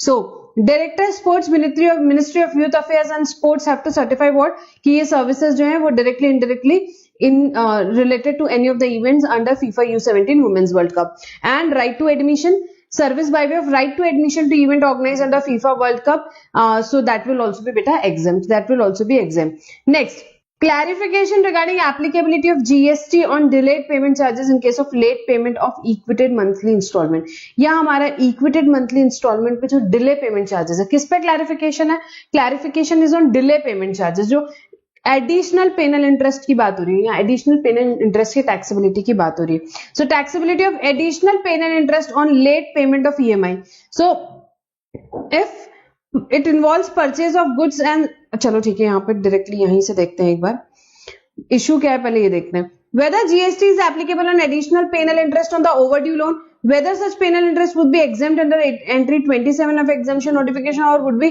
it be taxable। तो यहाँ पे जो additional penal interest लग रहा है बेटा, जो आपने लोन overdue और उस पे additional penal interest लग रहा है, उसकी taxability क्या रहेगी। So यहाँ पे बोलते हैं, हम देखेंगे यहाँ पे, अगर आपने गुड्स परचेज किया, जैसे फॉर एग्जांपल हमने एग्जांपल देखा था क्लास में, हमने मोबाइल फोन परचेज किया और हम क्या कर रहे हैं, उसकी EMI डिले कर रहे हैं, उस पर इंटरेस्ट लग रहा है, तो उसे क्या किया जाएगा, ऐड किया जाएगा, वैल्यू ऑफ सप्लाई में ऐड किया जाएगा। आपने क्या किया, मोबाइल परचेज किया 40,000 का, ठीक है, और आपने क्या किया, डिले कर दिया ईएमआई, तो आपको इंटरेस्ट लगा, तो उस केस में यहाँ पे ऐड हो जाएगा वो वैल्यू ऑफ सप्लाई में। बट आपने गुड्स क्या किया, यहाँ पे मोबाइल फॉर एग्जांपल क्या किया, आपने कैश में यहाँ पे परचेज कर लिया, या आपने क्या किया, आपने मोबाइल यहाँ पे परचेज कर लिया और आपने किसी थर्ड पार्टी से फॉर एग्जांपल यहाँ पे लोन किया, तो वो एक सेपरेट ट्रांजैक्शन है बेटा, लोन का ट्रांजैक्शन है। उस केस में क्या होगा, उस केस में it would not be subject to GST since it is covered under entry number 27। उस केस में क्या एंट्री 27 में कवर्ड होगा, हमने बहुत डिटेल में देखे थे इसके एग्जांपल्स, ठीक है। So as per provisions of 15(2)(d), the value of supply shall include interest, late fee, penalty for delay of payment in consideration for any supply। तो यहाँ पे अगर मैंने मोबाइल परचेज किया है, ठीक है, मैं ही सप्लायर हूं, मैंने मोबाइल 40,000 रुपीज पे दिया, 40,000 रुपीज पे दिया, अब उसकी मैंने ईएमआई बना दी है 4 ईएमआई, अब आपने क्या किया, ईएमआई लेट भरी, तो मैंने उस पर इंटरेस्ट लगाया, तो उस केस में वो इंक्लूड कर लिया जाएगा एज पर 15(2)(d। कोई भी लेट फी, इंटरेस्ट, पेनल्टी जो डिले पेमेंट ऑफ कंसिडरेशन के लिए, वो इंक्लूड होगी एज पर 15(2)(d। बट मैंने आपको मोबाइल बेचा, आपने क्या किया, आपने बैंक से लोन ले लिया, और बैंक को आपने लेट ईएमआई पे करी, बैंक को आपने ईएमआई लेट पे करी, तो उस केस में आपके और जो बैंक के बीच में ट्रांजैक्शन है वो सेक्शन 15 के हिसाब से इंक्लूड नहीं होगा, वो क्या हो गया, एक सेपरेट ट्रांजैक्शन हो गया बेटा, सेपरेट ट्रांजैक्शन हो गया, और वो एंट्री नंबर 27 में कवर हो जाएगा, और जो भी इंटरेस्ट इनकम रहती है वो एग्जेम्प्ट हो जाएगी, ठीक है। इसमें हमने एग्जांपल्स वगैरह देखे हुए already. Next, clarification on issue related to GST on monthly subscription contribution charged by RWA Residential Welfare Association from its members।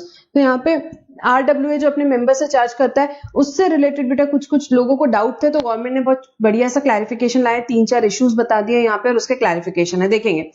जो मेंटेनेंस चार्जेस पे करते हैं रेसिडेंट अपनी वेलफेयर सोसाइटी को, in a housing society is exempt from GST, and if yes, is there any upper limit on the amount of such charges for exemption to be available? ये हमने पढ़ा। Supply of service by RWA to its own member by way of reimbursement of charges or what share of contribution up to an amount of what 7,000 per month per member। ठीक है, यहाँ maintenance के लिए पैसे दिया, यहाँ मैंने मेरी सोसाइटी को दिया है, यहाँ मेरा फ्लैट है, मैंने मेरी सोसाइटी को दिया है, 5,000 रुपीज देती हूँ मैं मंथली, तो यस दैट इज एग्जाम। क्या लिमिट है, 7,500 पर मंथ पर मेंबर, ये पढ़ा हमने। For providing services and goods for common use of its member in housing society और रेसिडेंशियल कॉम्प्लेक्स। बेटा यहाँ पे कॉमन यूज के लिए लेती है सोसाइटी, यहाँ पे क्लीनिंग करवाती है, सिक्योरिटी गार्ड वाले हैं, ये सारी चीजों के लिए वो क्या करती है, हर एक फ्लैट वालों से कुछ एक फिक्स्ड अमाउंट मंथली चार्ज करती है। तो लिमिट क्या दी है, 7,500 पर मंथ पर मेंबर, इतना एग्जाम्प्ट है, ये तो क्लियर था। अब दिक्कत क्या आ रही थी लोगों को कि RWA जो सोसाइटी है उसका टर्नओवर 20 लाख या उससे कम है। Is it required to take registration and pay GST on maintenance charges if the amount of such charges is more than 7,000 per month per member? अब क्या हुआ, सोसाइटी का खुद का ही एग्रीगेट टर्नओवर ज्यादा नहीं है, कम है, 10 लाख रुपए का एग्रीगेट टर्नओवर है, तो क्या इसके लिए वो रजिस्ट्रेशन ले?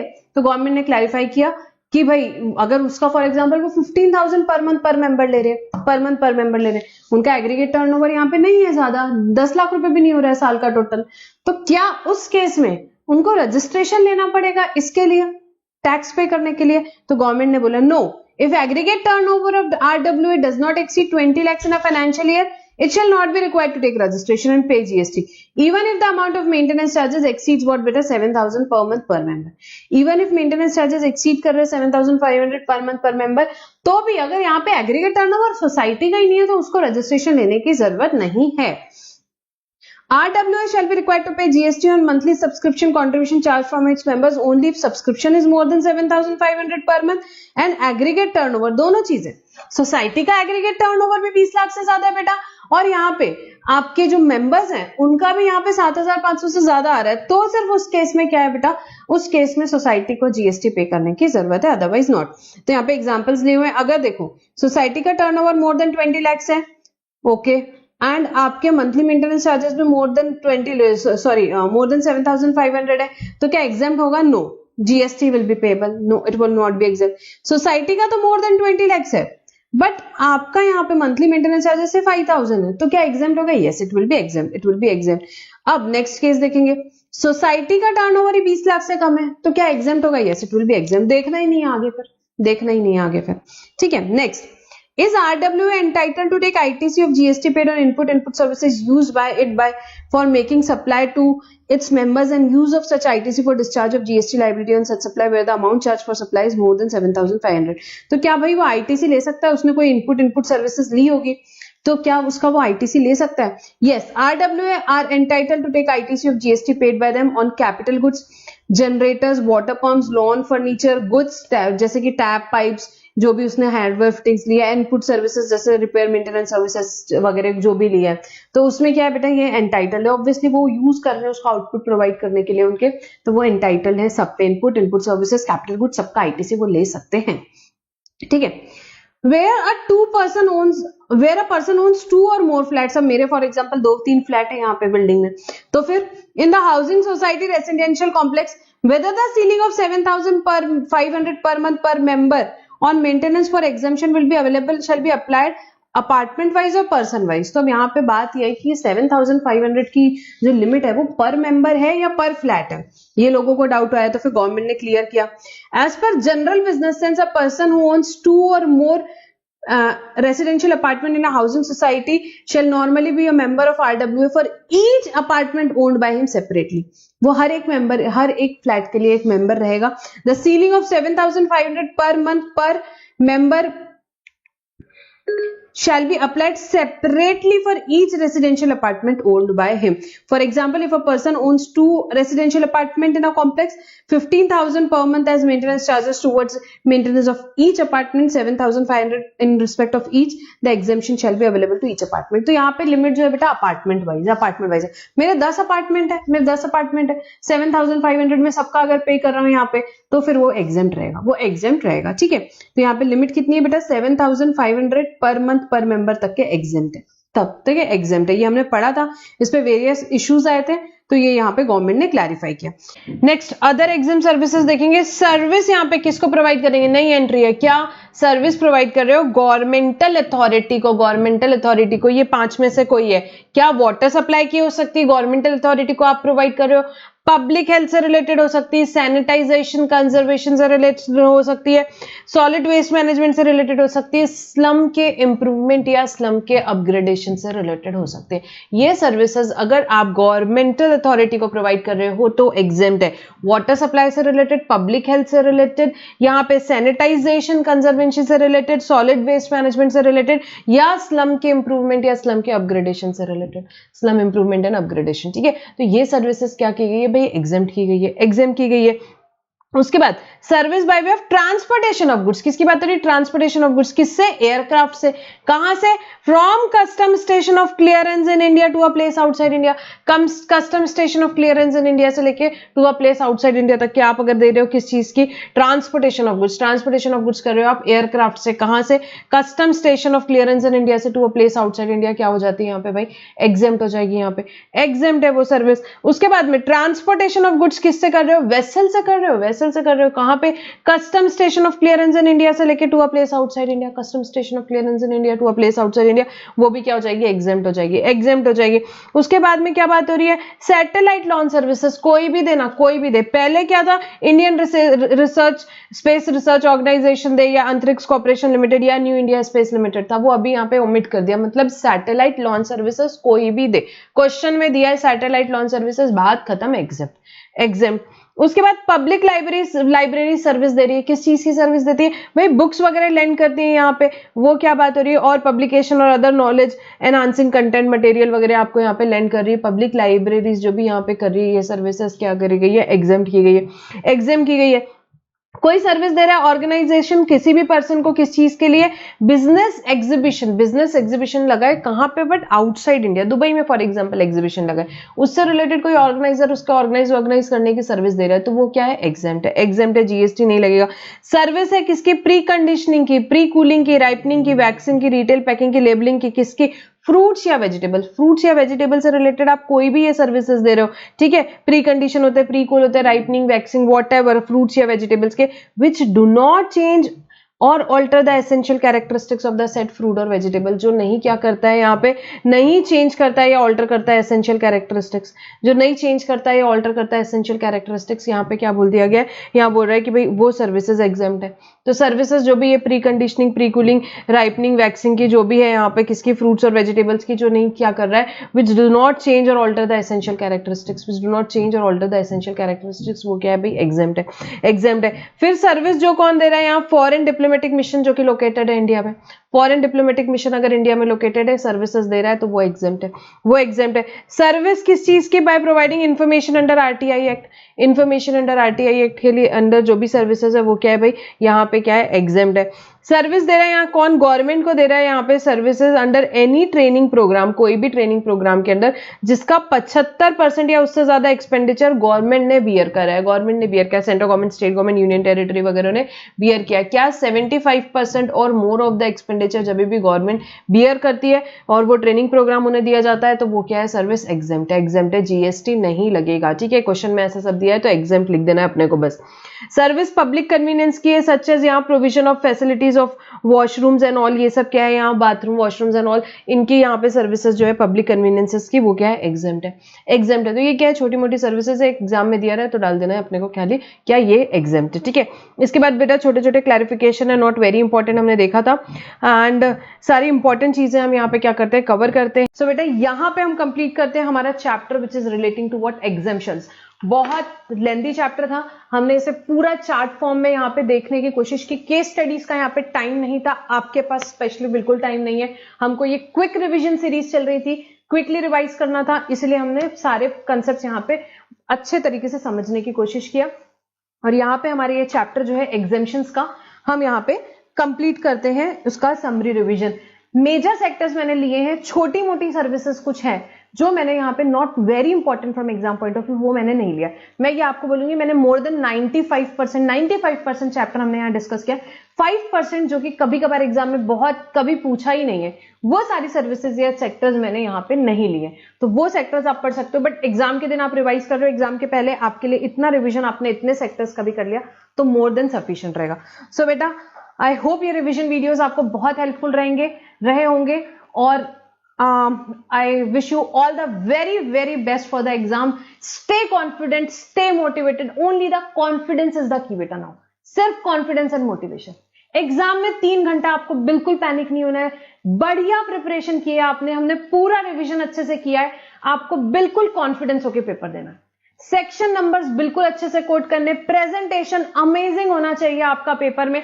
हमने जितने सेक्शंस देखे प्रॉपरली आपको वहां पे क्लियरली लिखना है, वहां पे अंडरलाइन करना है सारे सेक्शंस को।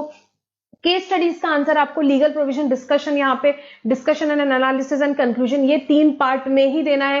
प्रैक्टिकल क्वेश्चन में note should form part of your answer. ये सब चीजें ध्यान में रखो, stay confident, stay motivated, definitely success will be yours.